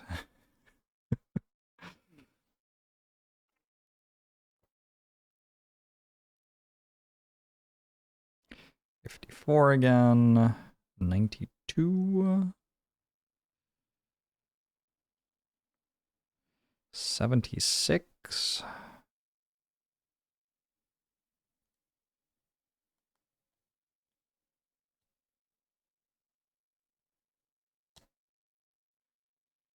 76, then 13, 7, 6, 10, 15,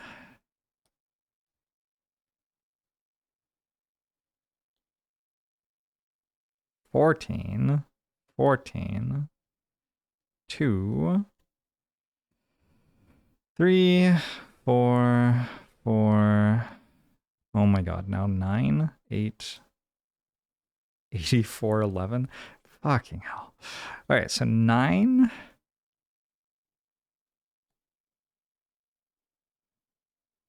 9, 8, 8,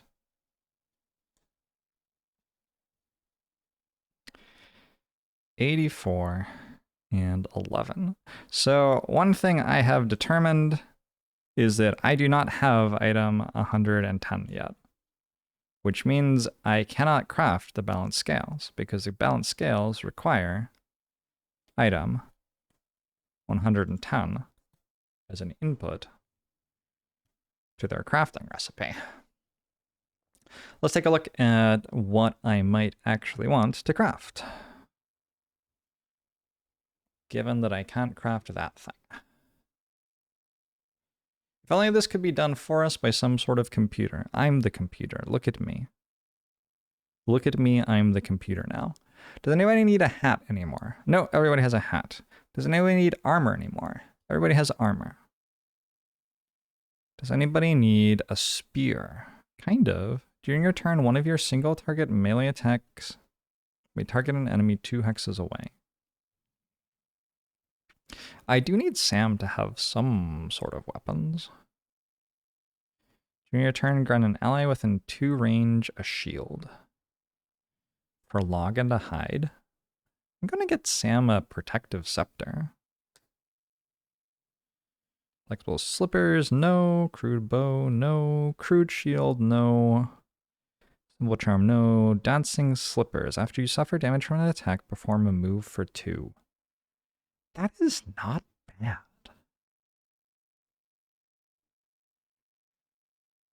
You can use that to like create an off tank, basically. Like you put somebody in the doorway and then you can have them tank until they run out of health and then they move away. That's not bad at all. I don't think I'm building them right now. I don't have the resource for them anyway. They require an herb. One of those, whatever they are. I don't remember. Heavy sword. During your melee attack ability, add a damage to 1 attack. Metal and hide. Alright, I would like to build another reinforced shield. Upgrade my crude shield for Verna. Inspiring helmet replaces crude helmet and says during your turn, grant all adjacent allies a move of 2.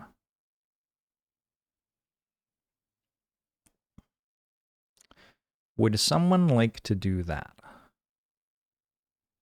It would cost 2 metal and a hide to make this. But like, putting it on Harper feels pretty reasonable. Harper's often going to be in the back lines and can help someone who needs to be in the front line get closer. I'll think about it. Cured leather armor requires item 4 and item 98. I think we already decided I didn't have item 98. I do not. All right. So item 78.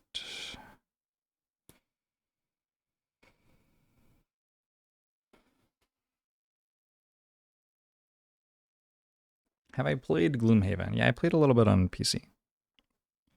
Rough boots are an upgrade from crude boots. They require another hide.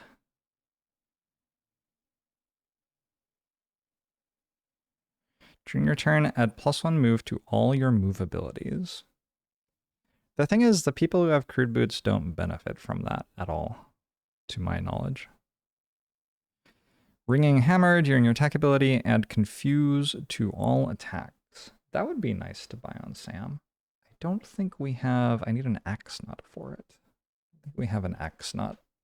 Oh, Sam has an X nut.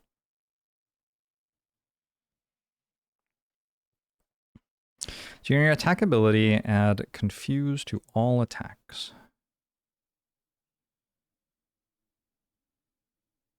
Okay. At the moment, I'm building a protective scepter anyway. Would I rather have this than a protective scepter?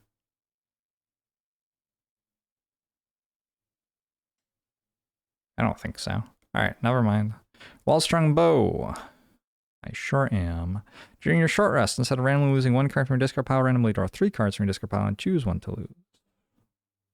I don't think I can build that anyway. During one of your summon's turns, decide how it performs its abilities. I guess that could be my other item for Harper. Okay, Horn of Command.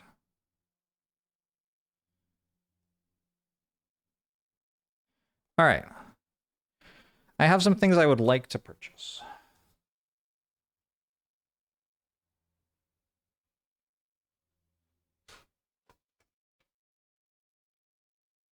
These are, generally speaking, upgrades to stuff I already have or just filling out equipment slots on characters who don't have 2 hand items yet. So we have a Protective Scepter for Sam to give an ally a shield. We have a Horn of Command for Harper to give summons better moves. And we have a Reinforced Shield for Verna to die less.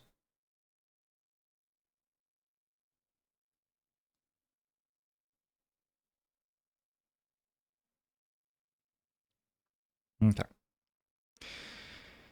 So, Verna. Also, I have floating 3 wild resources and 1 resource of every type. So like for Verna to get this, I think what I'll do, Verna doesn't have a wood right now, so we'll just use the wood from the logging camp to get the reinforced shield. And that replaces the crude shield, which returns to supply.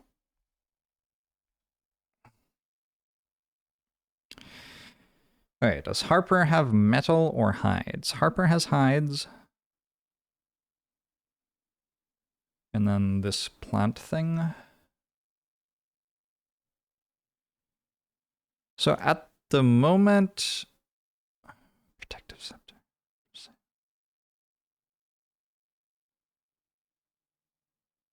Okay, I think ultimately if I use my resources from buildings and stuff for this and the event as well for this, I get 1 wild resource at the end.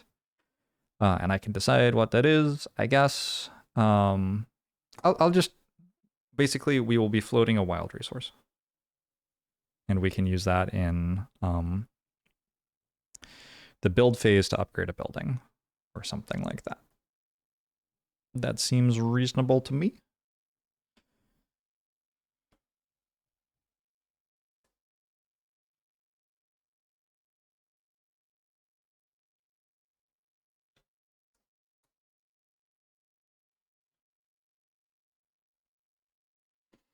All right, crafting done.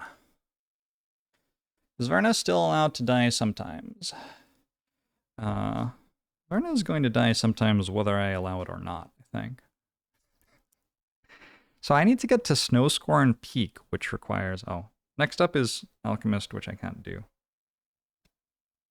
Well, I mean, I can go there, but I don't have any potion resources anymore. I just used one for a Horn of Command.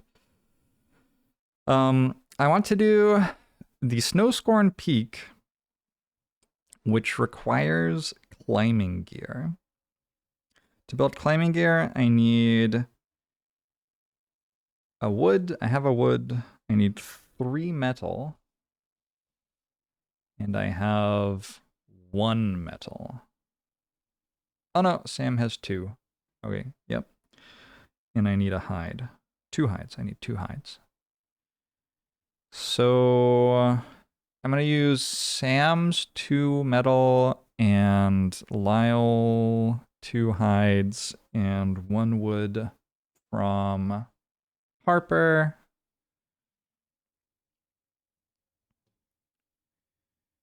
And I'm going to build climbing gear.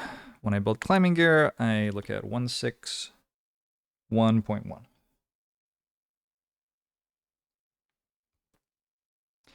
You want me to check if I have item 98?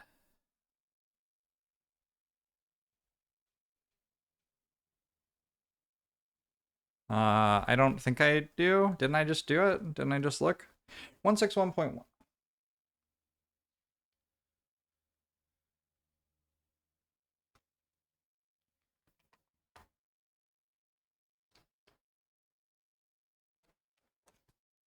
Despite its apparent hostility, the landscape surrounding Frosthaven calls for exploration. Now that some climbing gear has been constructed, you have the means to access new horizons high up in the mountains. Inside the shop, you encounter the Harrower Carpenter hard at work. The horde of insects which makes up their shape flits around, braiding together fibers for rope. When we're finished, they say in their chitterier voice, this rope will be able to withstand the weight of 100,000 bees. 100,000 bees. You must look nervous. Their shape flutters with humor. Don't worry, that means it will hold for you, too. Don't worry, that means it will hold for you, too. You dearly hope so, because you can't picture 100,000 bees scaling a mountain anytime soon. We place the climbing gear campaign sticker on the town map at location C.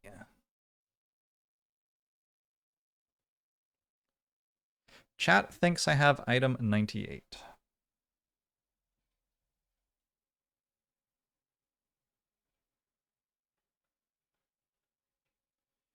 It isn't there. It isn't there. Don't know what to tell you. Is it a purchasable item or a craftable item?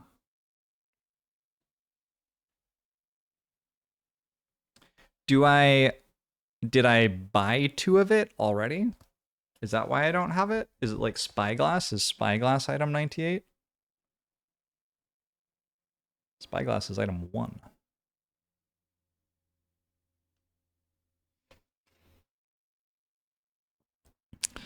Climbing gear.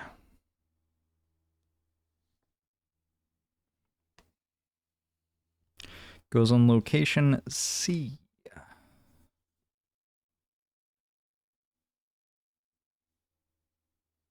It really feels like that should be by location D and E. But it just kind of randomly isn't? I don't... There, okay. So D is here, E is here, C is there. Normal.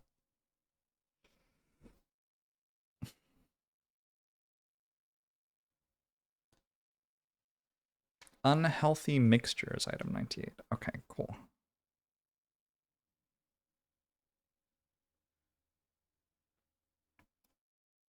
You're allowed to just say that. You can just say unhealthy mixtures, item 98. I would be okay with you with you just saying that. What did I need item 98 for?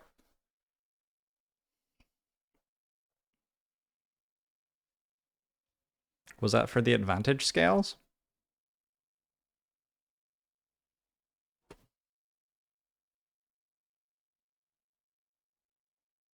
Cured leather armor. Ah, gotcha. Well, I don't have like regular leather armor on anybody yet, so feels not that relevant. I guess I could change that. And then we have the barracks, where we can collectively train 1 soldier for 3 gold and material resource, but there's capacity 4, and I already have 4 of them, so I can't anymore. All right, cool. I guess I could, and then the soldier would just like leave. I don't know.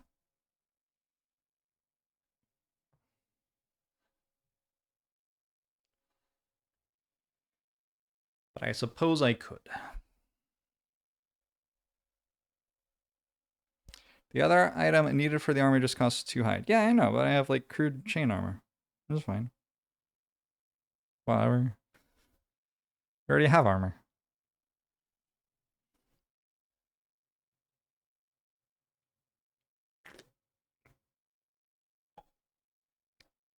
Oh, wait.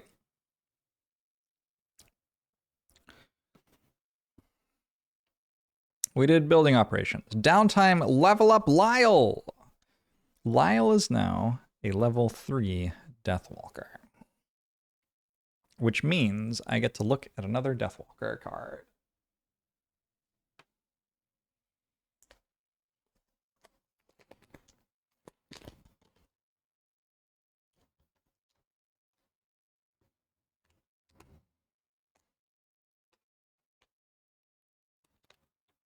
One, two, three. All right.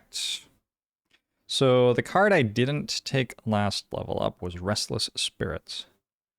I'm allowed to take it this level up if I really don't like the other ones. Move a shadow up to 4 hexes. If the moved shadow is in the same hex as an enemy, the enemy suffers 3 damage. Remove the shadow and gain an experience. Oh, that's kind of a cool bottom half. Top half, 3 damage, curse. If you're occupying a hex with a shadow, you may remove it for another 3 damage and experience. That is not a bad card. That's not a bad card at all. That's like that would be the 2nd or 3rd best card in my deck, I feel like. Maybe 4th. But it would definitely make it into my deck. So the other cards are going to have to be like even better than that to be picked over it. My options are Deadbolt. Deadbolt deals 3 damage at 4 range and consumes dark to add a curse and give me an experience. Or bottom half is move all shadows up to 3 hexes. That is very good. Yeah, that seems very good. Is it better than Restless Spirits? Probably.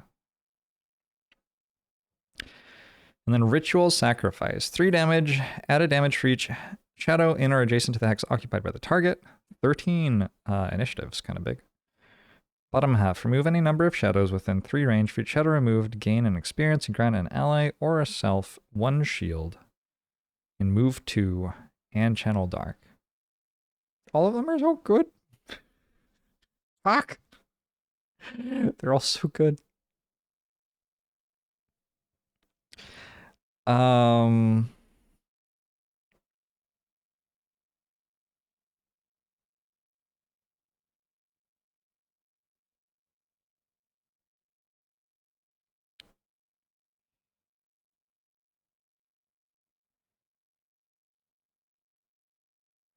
I honestly just kind of want the level 2 card that I didn't take the first time.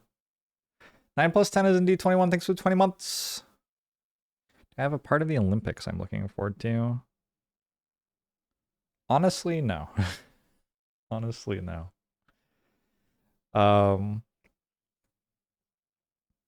I will probably have it on the TV sometimes.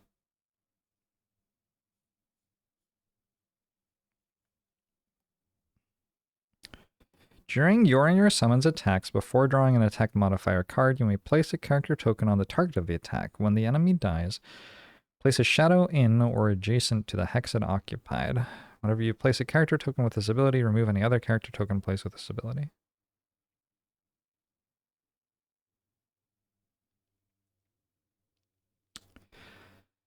I think we're gonna probably flip into using the top half of Call to the Abyss.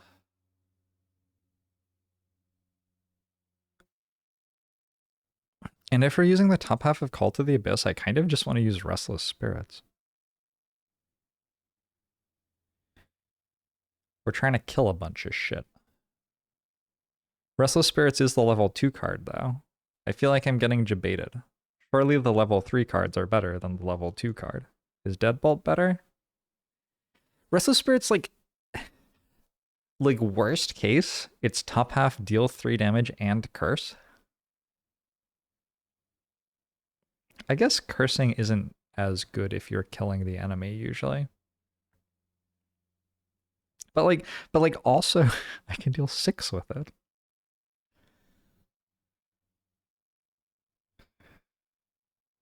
What's the other one? Ritual Sacrifice. 3 damage, more damage for each shadow in or adjacent to the hex occupied by the target. Bottom half, remove a bunch of shadows for shield. I could see this being better.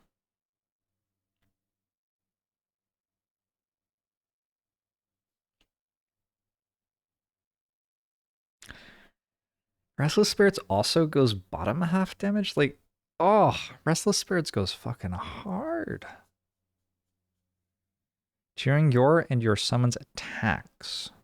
Okay, so Call to the Abyss top half, very noticeably. I can't make it create a shadow if I kill something with the bottom half of Restless Spirits unless I already attacked that thing. That seems important.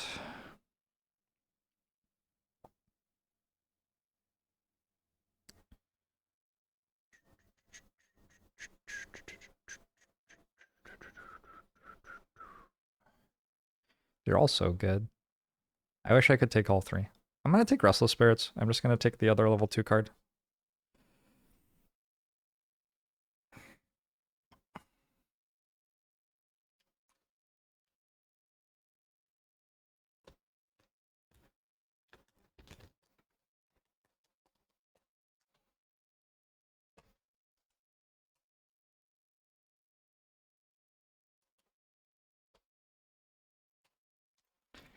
He's out of control.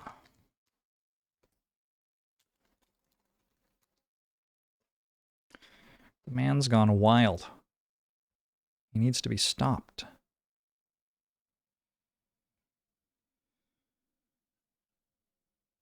Yeah, having a bottom half of a card that deals damage is, like, good. It's very good. Also, the card has 20 initiative, which is, like, quite good.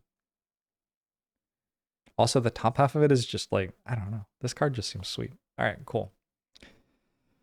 So, we have another card. And then we get a perk from leveling up.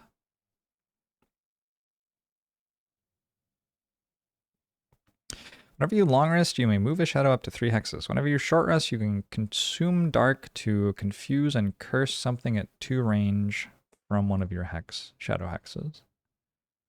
I feel like I'm often long resting the first time with no enemies on the map, though. I think my choice is just to get rid of my -2 card at this point. Because I'm going to be... If I'm going to be building with necessity of actually killing things on my hits, which it sounds like I'm thinking about doing, we want to make sure as much as possible that we kill things when we hit them.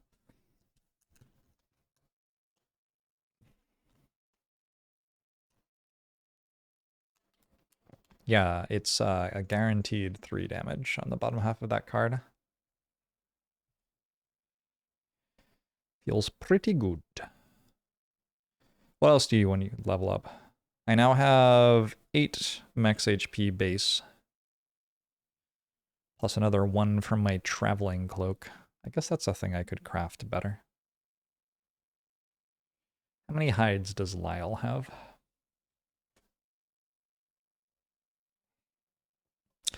Lyle has 1 hide. Alright. Probably next town phase I will upgrade Lyle's armor. Retire character, no. Create a character, no. Craft items. I already did that. What?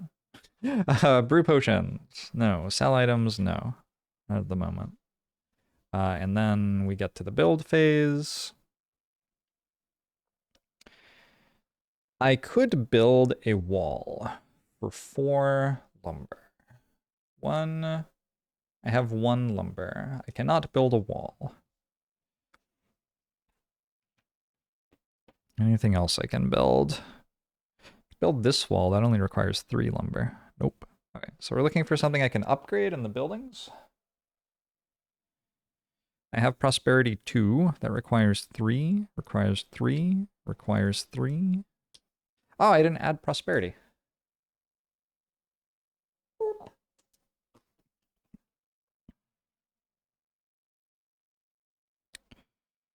Requires 3. Okay, I could upgrade my alchemist. It's actually the only thing I can do. Okay, let's upgrade an alchemist then. So this requires 2 wood. I still have 1 random resource floating. Oh, actually can't. How's that possible? I only have 1 metal across my entire roster. I have 1 wood and 1 metal.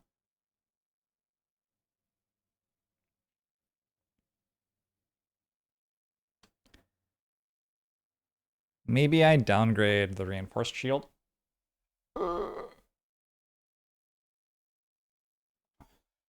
To a crude shield, and we upgrade the alchemist.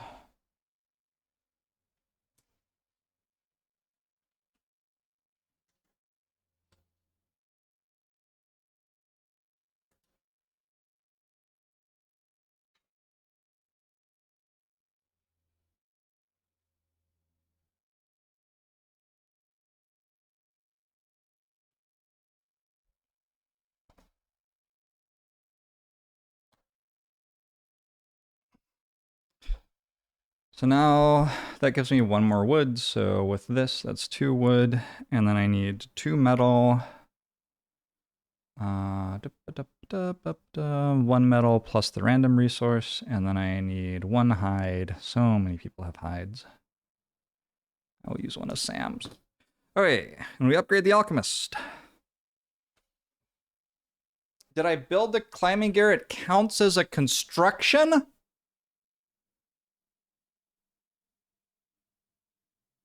Oh. I don't build the alchemist. Okay. So Verna gets a wood back and a shield back. Who did I take metal from? Probably Lyle? Did I take metal from anyone? Yes. And I took a hide off Sam. I got the shield back. All right, sorry about that. I could still build, but it would cost morale to do so.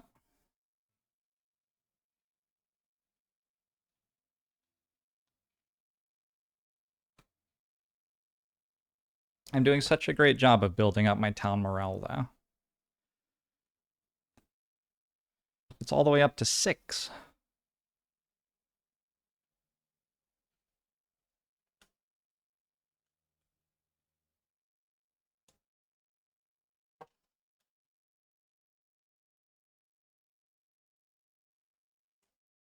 Okay, I think I succeeded at doing a town phase.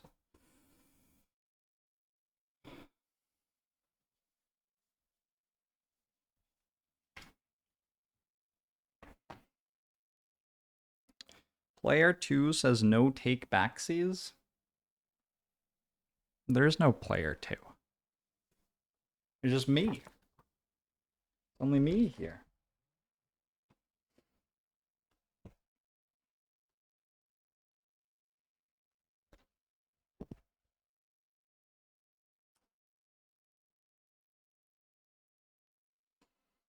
Let's try to work out which scenario to do.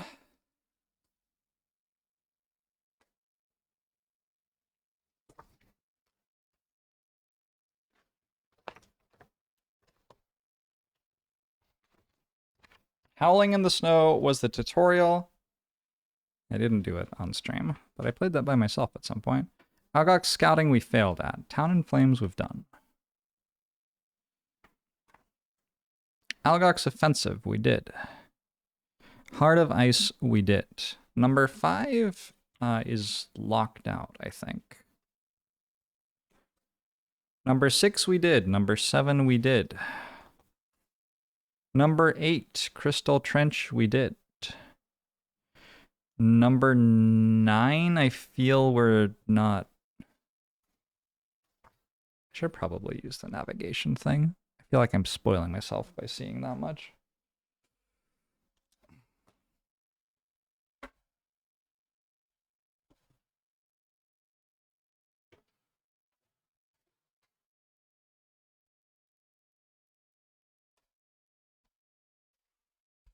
All right, this is a better way to do it. We did 122. ManyJorbs is player 2. Fucking ManyJorbs. All right, so I could do 11, Snowscorn Peak. Did I do like 9 and 10? Oh, I don't have access to 9 and 10. All right, fuck it. Snowscorn Peak. M6. Requires climbing gear. Has a forced linked mission. Has a boss. I bet it's a giant Algox archer. Fucking love it. Let's go.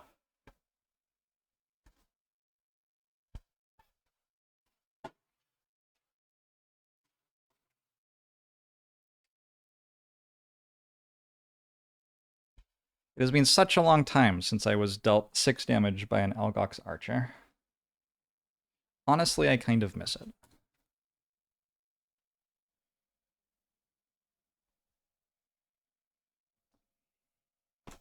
We are going from town to there. Very nearby. There is a picture of a giant Algox archer on the top of the peak. So, like, I wonder what we could be fighting.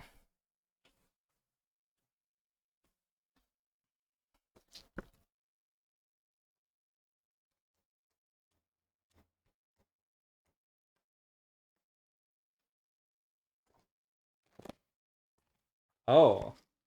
Oh, okay. The scenario is complete when the Algox Stormcaller is dead. My mistake. 11A and 15A.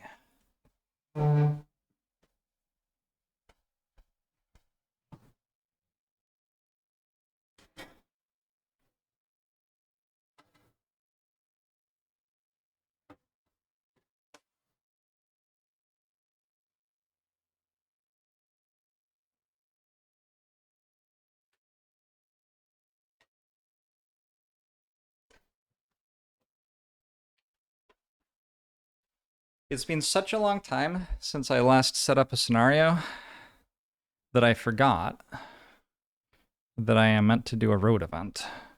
Let's do a road event.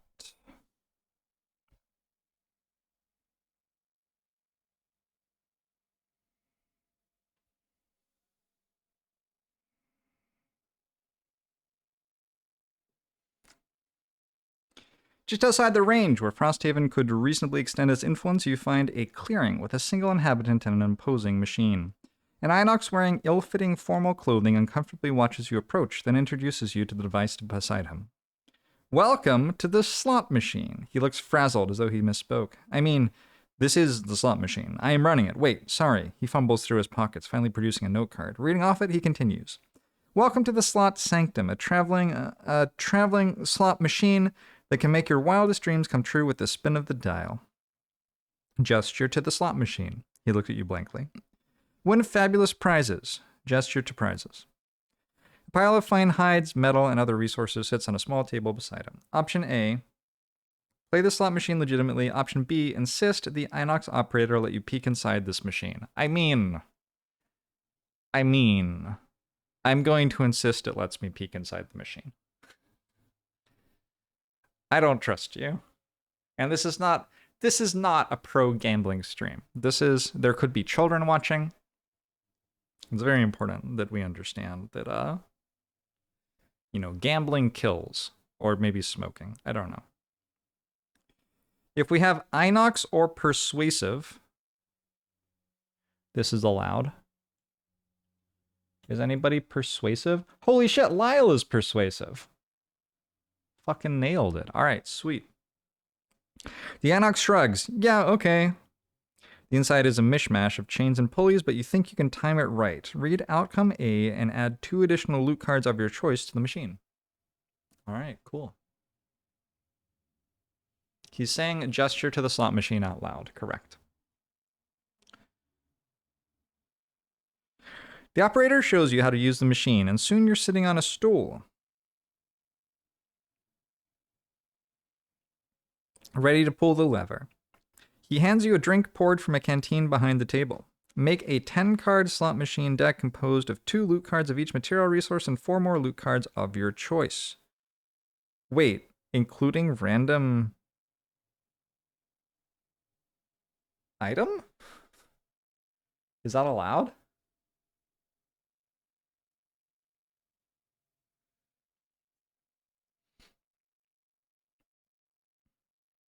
All characters may individually pull the slot machine lever as many times as they choose. For each pull, pay 6 gold and draw 3 loot cards from the slot machine deck. If 2 resource cards match, the character gains 2 gold. If all 3 loot cards show the same resource type, instead gain the resources shown on the cards. Otherwise, gain nothing. Shuffle the slot machine deck before each pull. As many times as they choose? If all 3 show the same resource type, gain the resources shown on the cards. So the best possible situation here is to get 3 resources for 6 gold.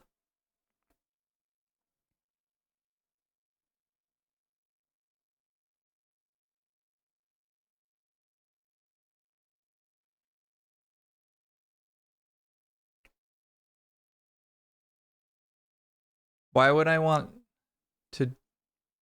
I mean...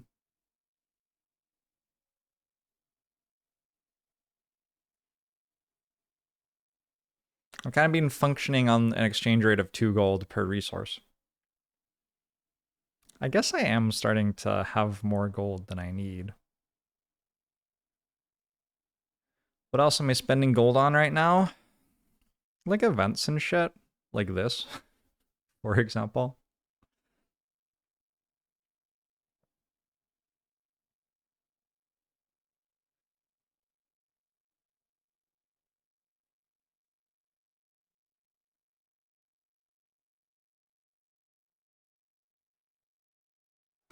Fine, I'll try to get some metal.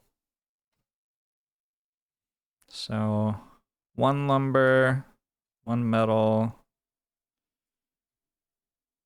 2 lumber.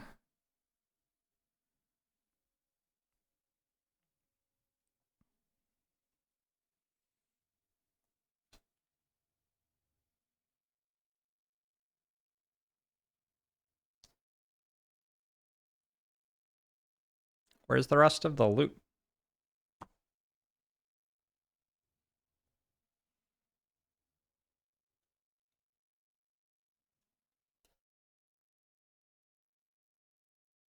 All right.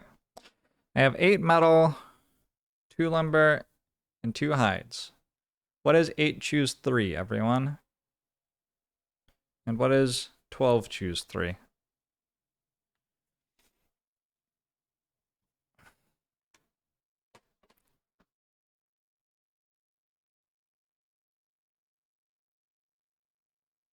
Should be 226. Read the bottom of the card.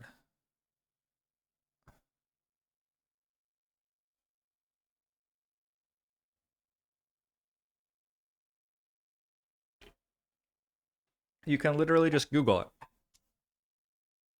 What is 12 choose 3? Just put it in Google and then tell me what the answer is. Someone has Google. 56 and 220. So there is about a 75% chance that I get this. Is that right? Or is there about a 25% chance that I get this? There are 56 ways to choose 3 from 8, and there are 220. Nah, we're fucked. This doesn't work at all. It's like a 1 in 4.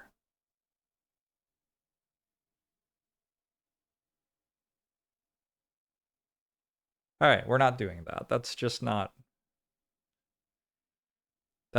smart gambling. All right.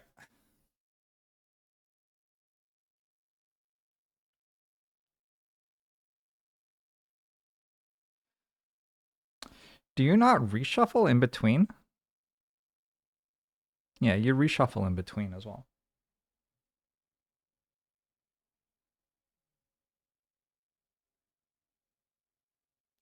An elaborate way to teach you that gambling is bad.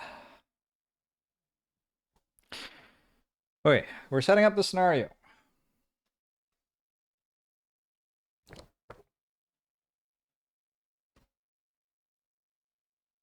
Set up all mat tiles for the scenario. Done! Retrieve all monsters for the scenario and shuffle their ability decks. We need Algox Stormcaller Boss. We need Frost Demons and Wind Demons.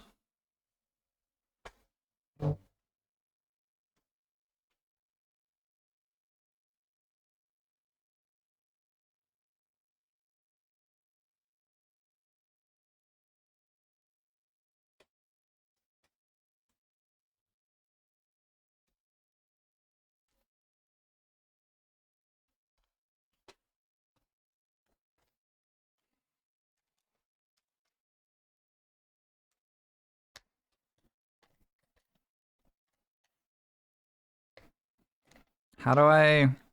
Which one's the Algox Stormcaller? Wait, is it actually... Wait, is it just... Is there just a bag of Algox Stormcrawlers, actually?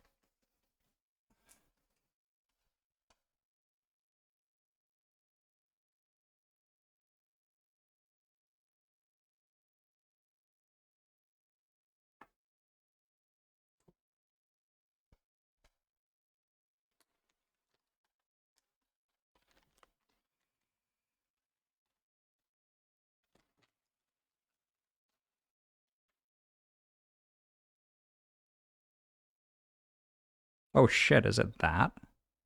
Oh.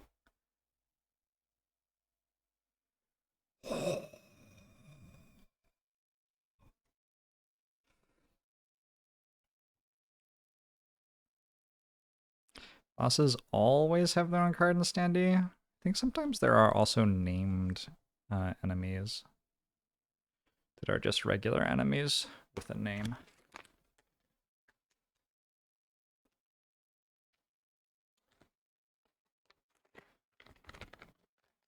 All right.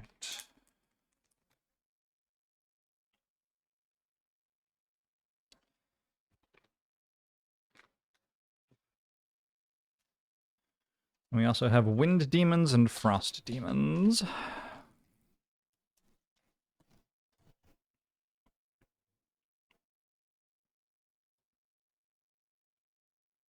That is a wind demon.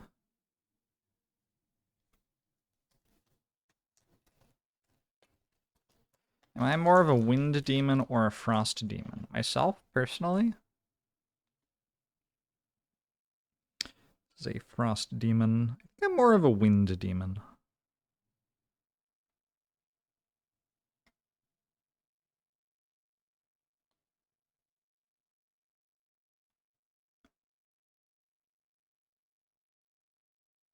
You think you're a frost demon?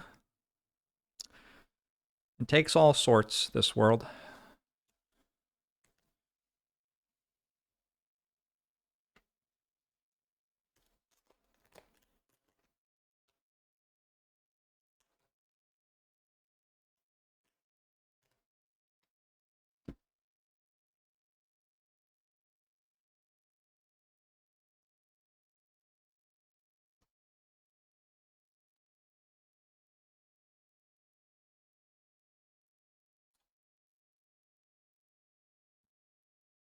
Oh my.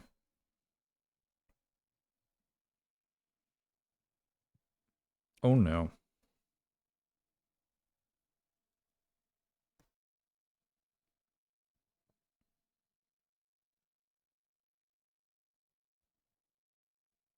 Oh no. I'm reading what it does. It does a lot of things. Um,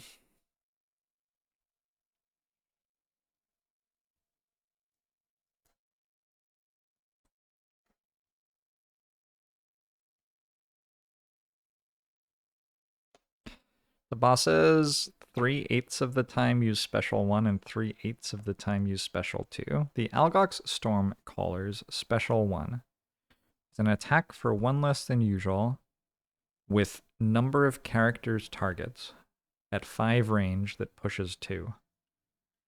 What the fuck? um, but then also after it does that, it summons a wind demon, which is an elite for 4-character games. So it hits all of my characters and pushes all of us back 2. And then summons a wind demon. Normal. Special 2 creates a hazardous terrain tile in the empty hex closest to the closest enemy. Then all enemies occupying or adjacent to at least 1 hex with a hazardous terrain tile suffer hazardous terrain damage. Hazardous terrain damage is 3. So that one-shots my skeletons. And my wraith. Yeah, that's kind of brutal.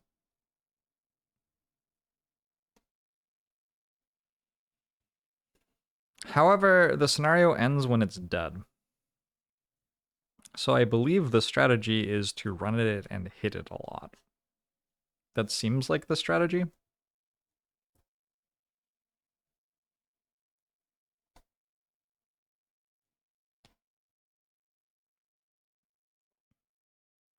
It is not immediately apparent to me that doing something else would be better.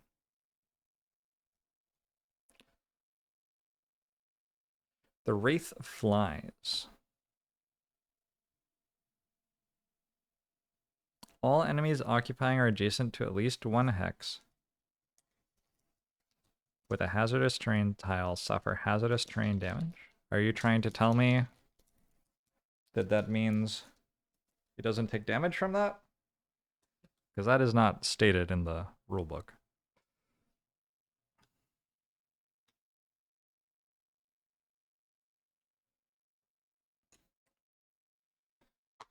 All right.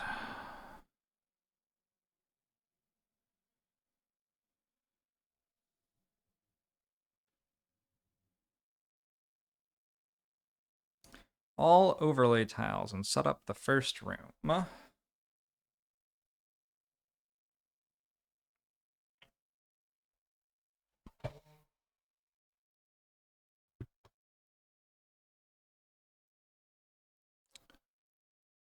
Need another one of those.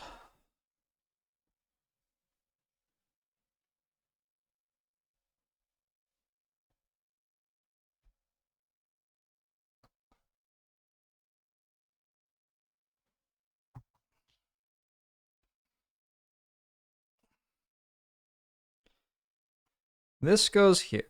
This goes here. Big ice crystal goes there. Rock goes there.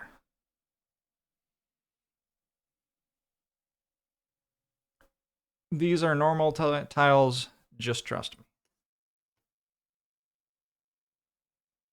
It is pretty cool how the scenarios combine the boards.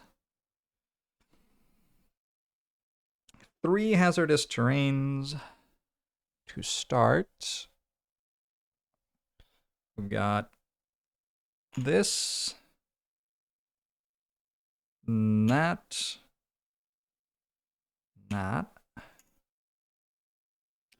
3 rocks. These are impassable.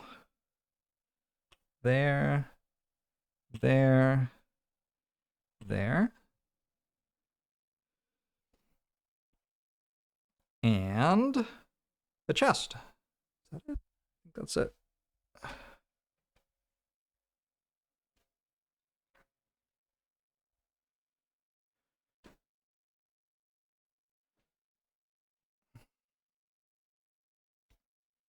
The chest in the lower left corner. Boss monster.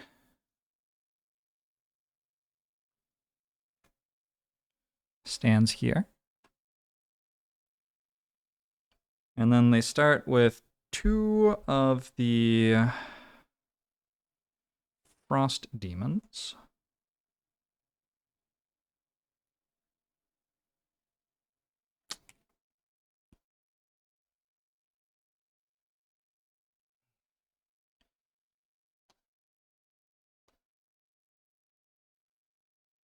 I think I've fought these before.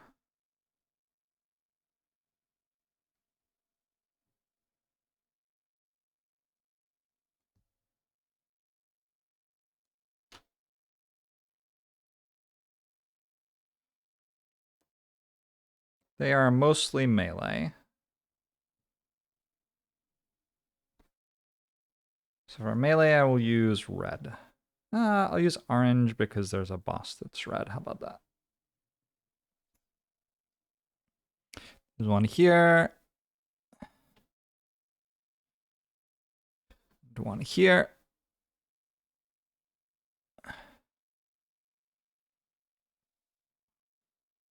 Oh no, sorry. One there and there. And then the wind, I'm guessing, are more range.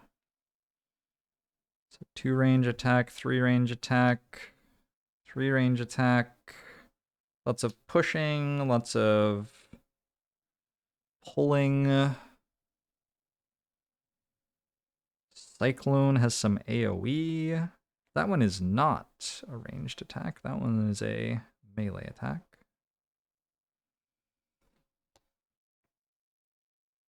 Also, lots of very fast movement. Eye of the Storm is an attack, and it moves at initiative 2.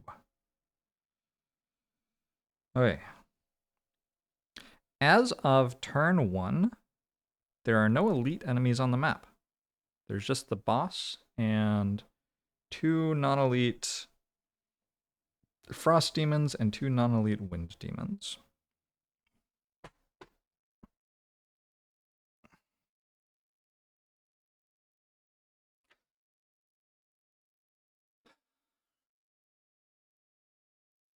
The Ohio Supreme Court has ruled that boneless wings may contain bones.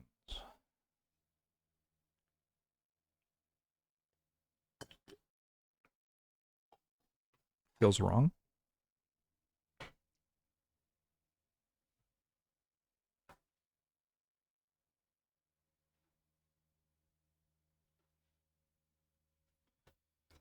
Frost demons.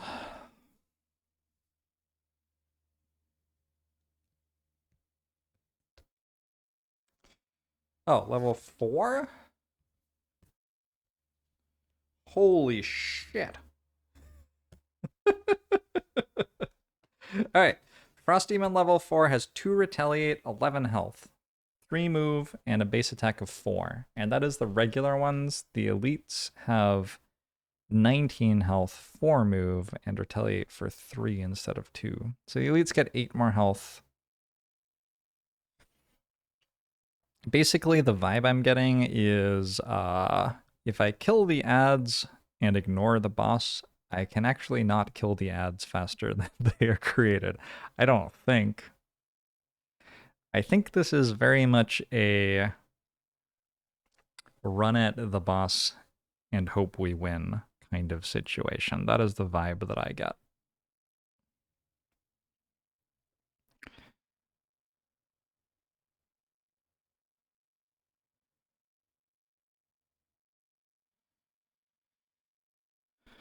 Wind demons.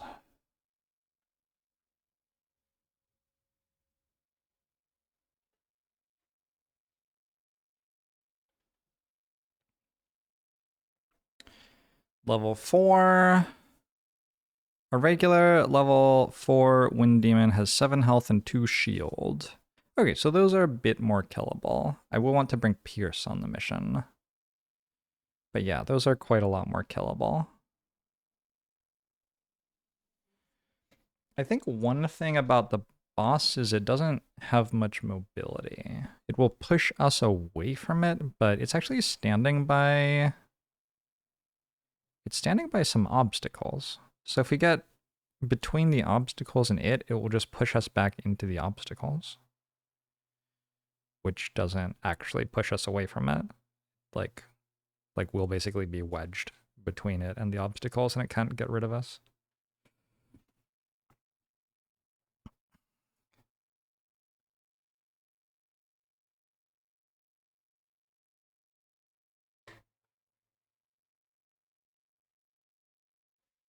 I have not alphabetized the bosses, unfortunately. Algox Stormcaller, level 4. Oh, fuck. It has characters times 29 health?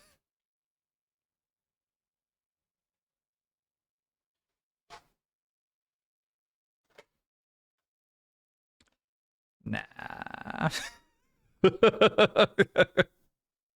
No, I was not ready for that. So that means it starts with 116 health. It is a pitched battle. There are no other rooms to open or anything like that. We just brawl. That does feel like a big number.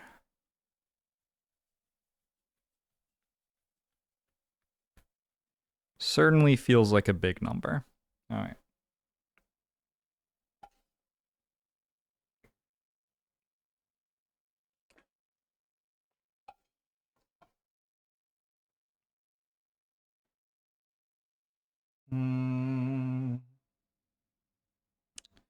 Read the scenario entry.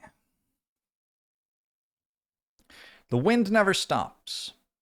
Oh, scenario effects, by the way, each character discards a card. Rude.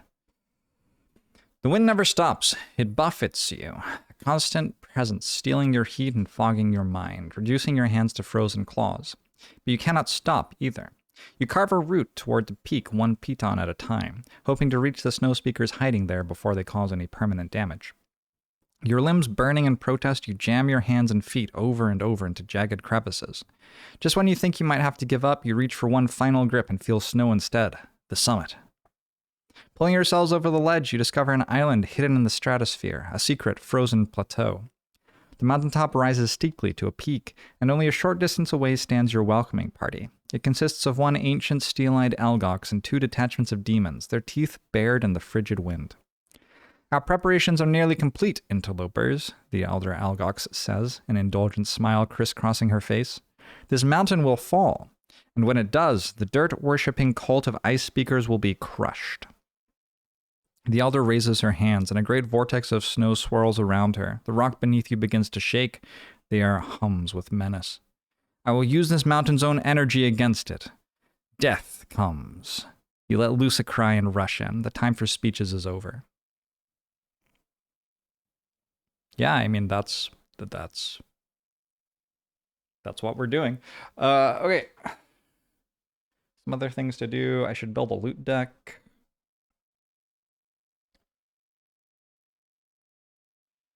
I pronounced buffet as buffet and not buffet. I don't think the wind buffets us, does it?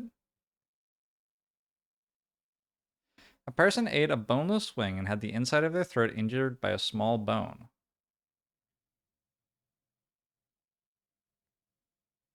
People should know that the way that people prepare boneless wings doesn't necessitate the absence of small bones, and people should be reasonably on guard for them.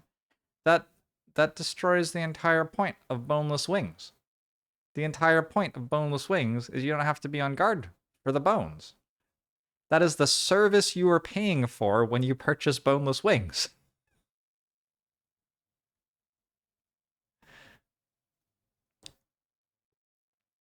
Am I wrong? I don't feel like I'm wrong. It's like expecting your food to be cooked. Customers should be aware with reasonable caution that restaurant food may not be cooked.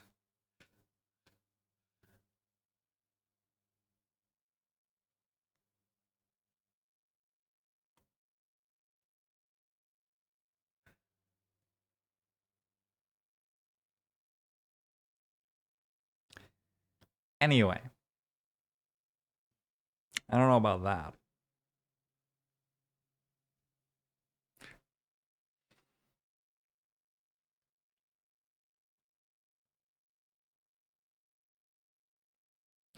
All right, so we need 6 coins, 4 wood, 3 metal, 3 hide, 2 axe nuts, 1 fire fruit, I think, or something, and the random item. Coin, wood, metal, coin, hide, wood, hide, coin, flame fruit. Hey, I think I was right about its name. Coin, metal, not that. Coin, coin. Lumber, lumber. Metal, hide. I need my 2 rock fruit and the random item.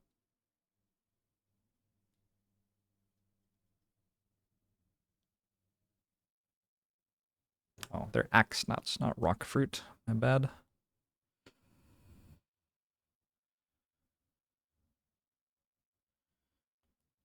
All right.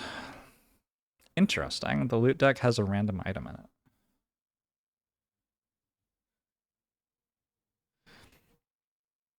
So if I were to kill the ads,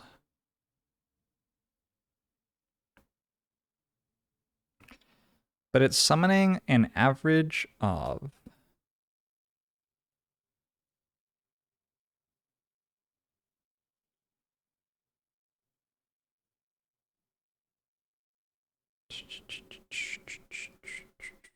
summoning an average of 10 HP per round, basically.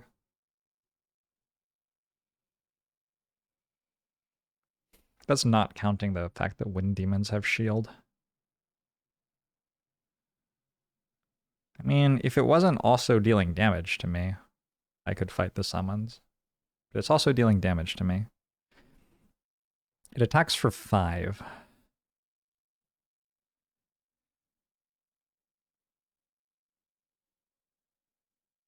I'm wondering if, like... Oh. How do... ooh. It's immune to immobilize, disarm, stun. It's immune to curse?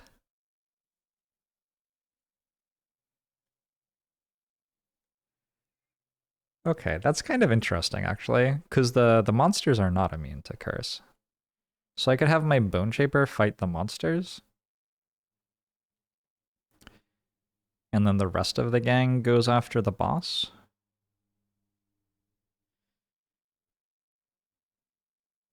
It's noticeably not immune to poison. That feels relevant.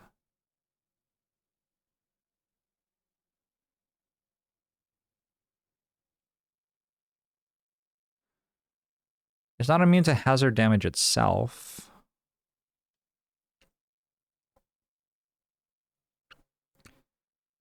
I just kind of feel like this is going to kill me. We'll give it one go and then, you know, we'll fail presumably. And then I'll think about whether I want to retry or just go back to town and pick a different mission.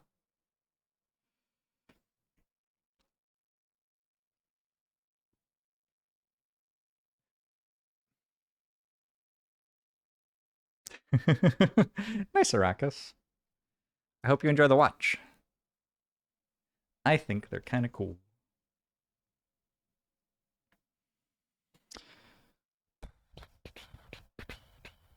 All right, let's try to like think about how this could possibly go okay for us.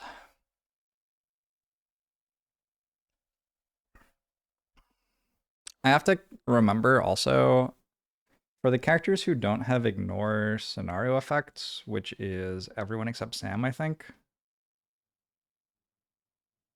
Oh no, Sam and Harper ignore that. But Verna and Lyle have to discard a card immediately. It's discarded, not lost. Discarded, not lost. All right.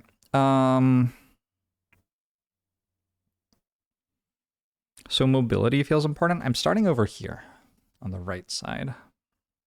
So mobility feels important. So Head of the Hammer, just as like my best move card, basically feels like it has to go in.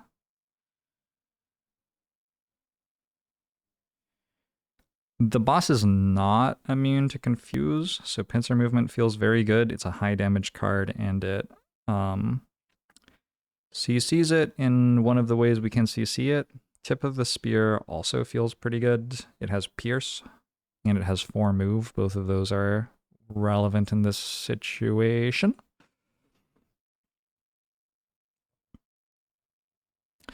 I'm kind of wondering about Banner of Hope. I wonder if it's worth it to grab Banner of Hope and put it down.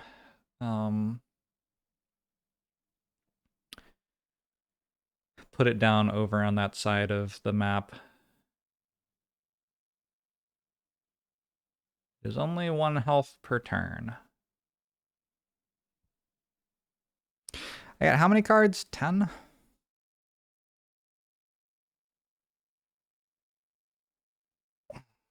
It's a 10 card hand.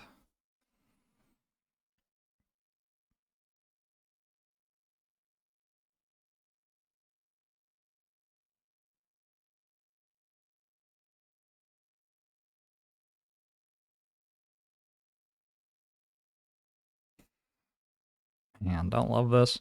I think I take Deflecting Maneuver, but I'm not sure. It's kind of... Combined Effort feels like a good move card. Let's take Deflecting Maneuver out for right now. This scenario looks kind of messy. You're glad your group didn't go this way. Sure.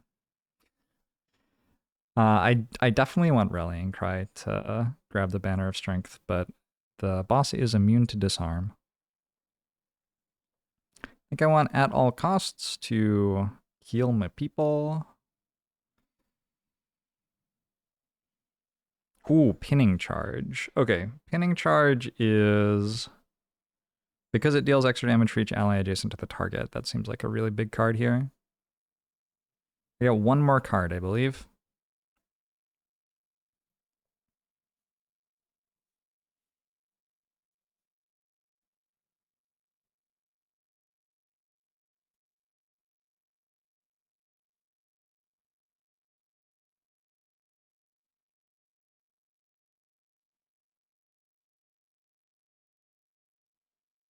I'm just gonna take Javelin.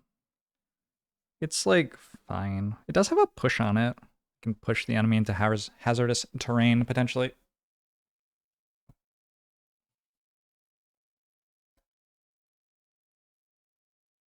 One,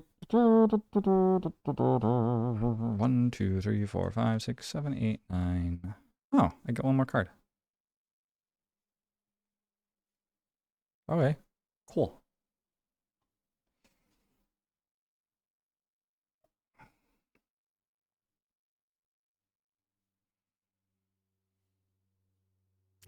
Would be cool to be able to deal more damage than I can.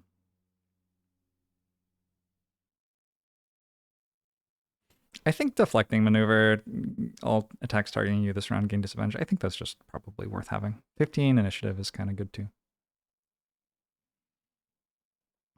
And we can consume wind element with it.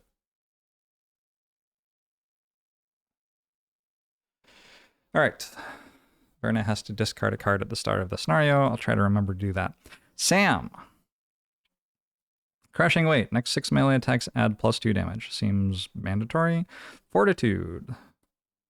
2 pierce on it. Seems kind of mandatory. Bloodletting applies a wound to the boss. Feels kind of mandatory. Draining arrows has confuse on it. I guess that's fine.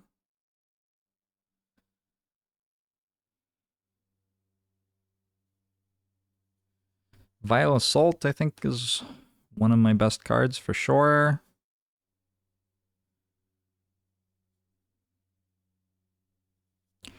Deadliest Shot's a move 4 and it applies poison, which is something I need to get on enemies. I do have poison daggers.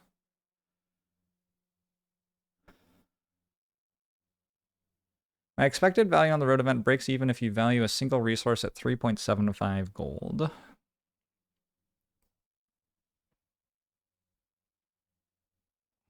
Javelin has pull on it, not push. Fascinating. Wait, that makes it a lot better. Continuous health, I think I need Shockwave for more damage on my melee attacks. Feels good. Sustained Momentum is a melee attack which moves a persistent ability token back. Seems good.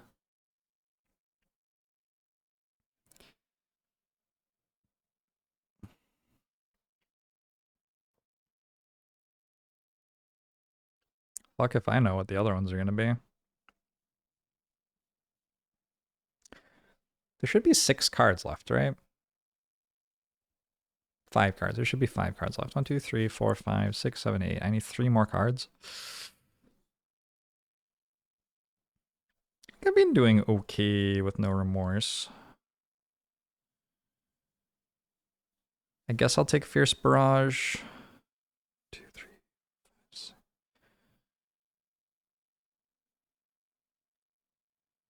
Precision Aim is a move that gives me more damage on one of my melee attacks. I think that's all okay.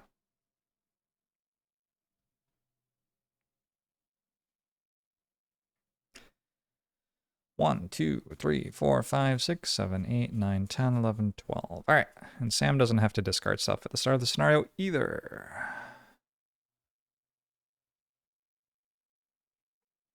Harper. Harper also gets 12 cards and also doesn't have to discard things. I'm a bit concerned that the summons just will kind of randomly die. I mean, I think that's just true. I think the summons are just going to randomly die, which makes this character very bad.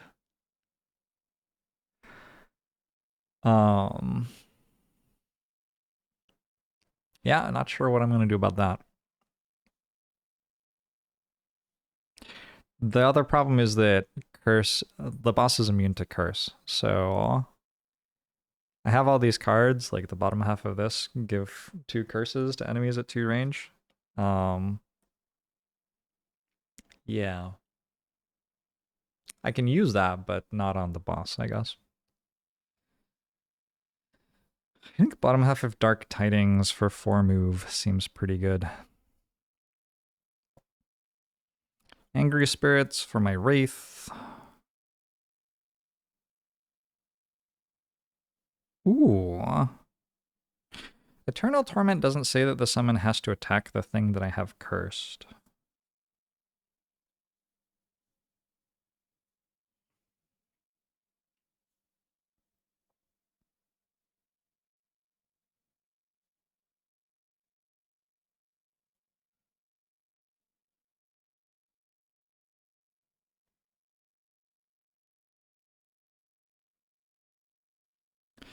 I'm going to try Approach Oblivion this mission. My first time playing the card. Top half of it, heal all allies within 2 range for 4 and bless them all. and then we take 2 damage and are cursed. And then the bottom half of it also channels a wind element.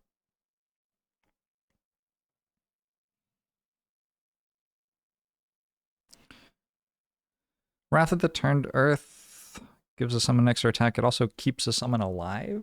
Could be relevant.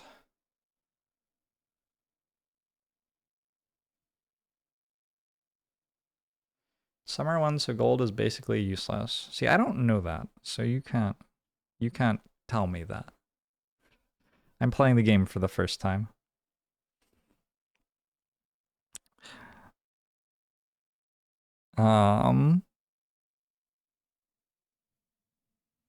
Go Bone Dagger. More skeletons. Heal. Transfer essence. 1, 2, 3, 4, 5, 6. Last skeleton. Alright.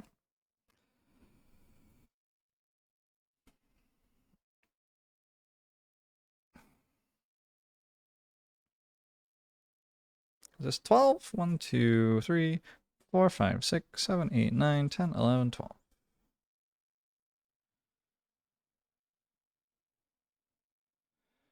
And then Lyle. Lyle's meant to start with an 11 card hand. Restless Spirits is my new card. I'm going to bring it even though the boss is immune to curse.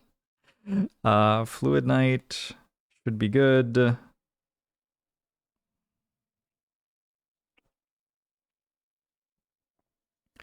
Strength of the Abyss I am hoping will become good. Deepening Despair I am hoping will be good. The top half of it. Although also maybe the bottom half of it. What if I like had people stay at the start and then had Lyle Deepening Despair us all to the boss on like turn 3? I could do that. They would lose Deepening Despair. Is it characters or allies? You and all allies.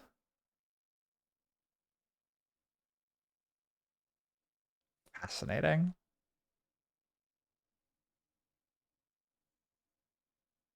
I mean, I don't think my units generally have enough movement.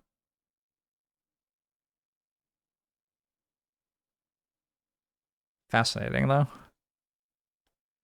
Like, just conceptualizing. Like, I just stay here. Lyle runs, like, there. And then here. And opens a shadow. It takes me, like, 3 turns to do it. The thing I would achieve is I was pull all of the summons here. And then I'd teleport to where the boss is. And my characters could summon things instead of moving. I guess that's the other thing that I would achieve. Lyle doesn't even have to move, actually. I can just use the top half of Eclipse and then the one that moves all of the shadows. And then open the portal.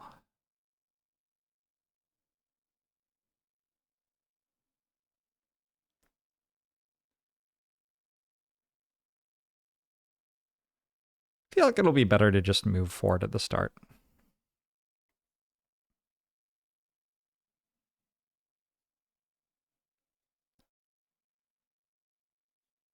Call to the Abyss, necessary for shadow generation.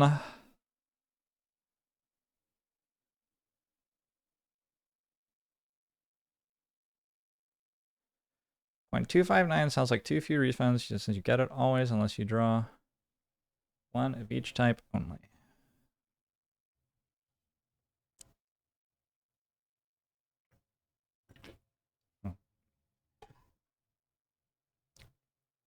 Interesting.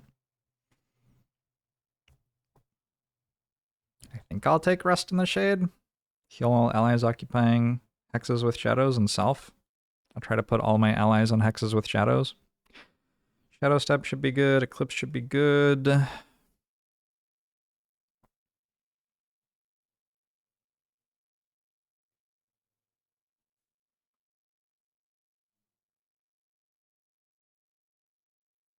Ooh.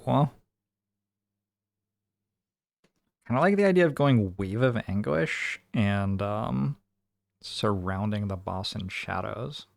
That's like a single action that could have expected value of 20 damage if the boss is poisoned.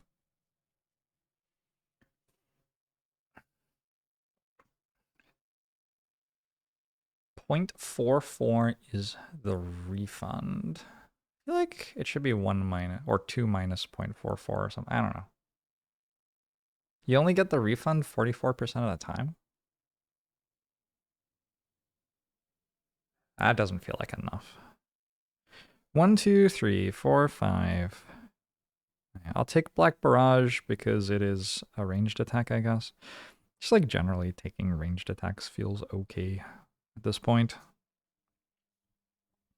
Maybe a Forceful Spirits. All right.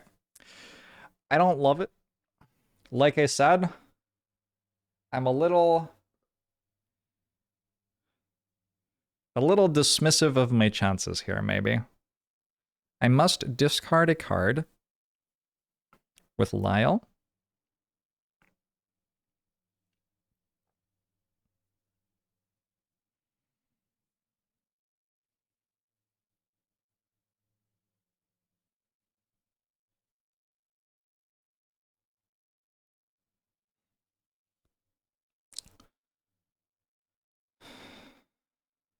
Boss has 1 shield.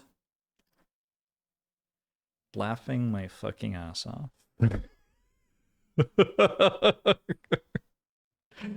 Holy shit.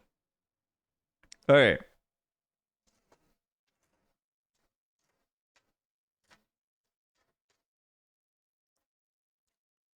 I have to discard a card with Verna.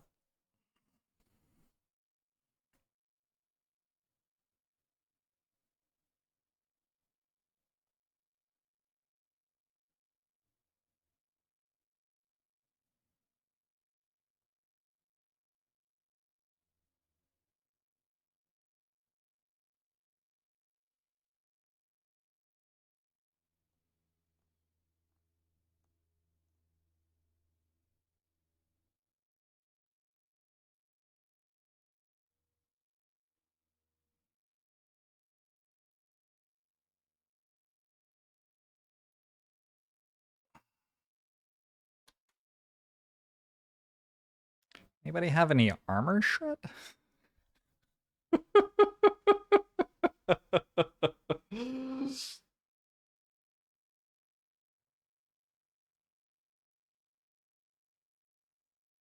Session 6 started as Slay the Spire and then became Frosthaven.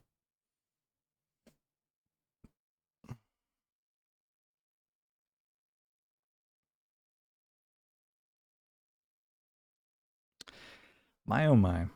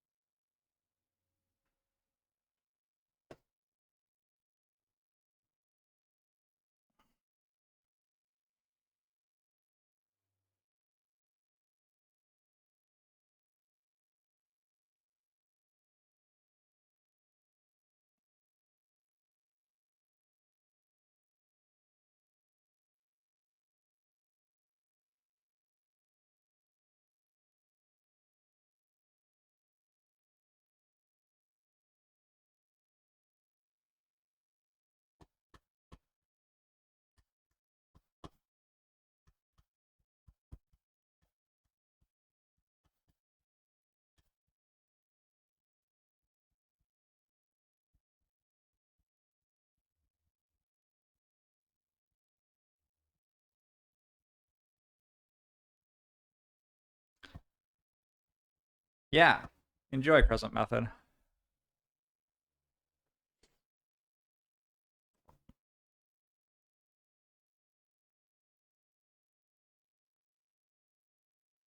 Okay. I think I'm teleporting my party on top of it. Its range is 5.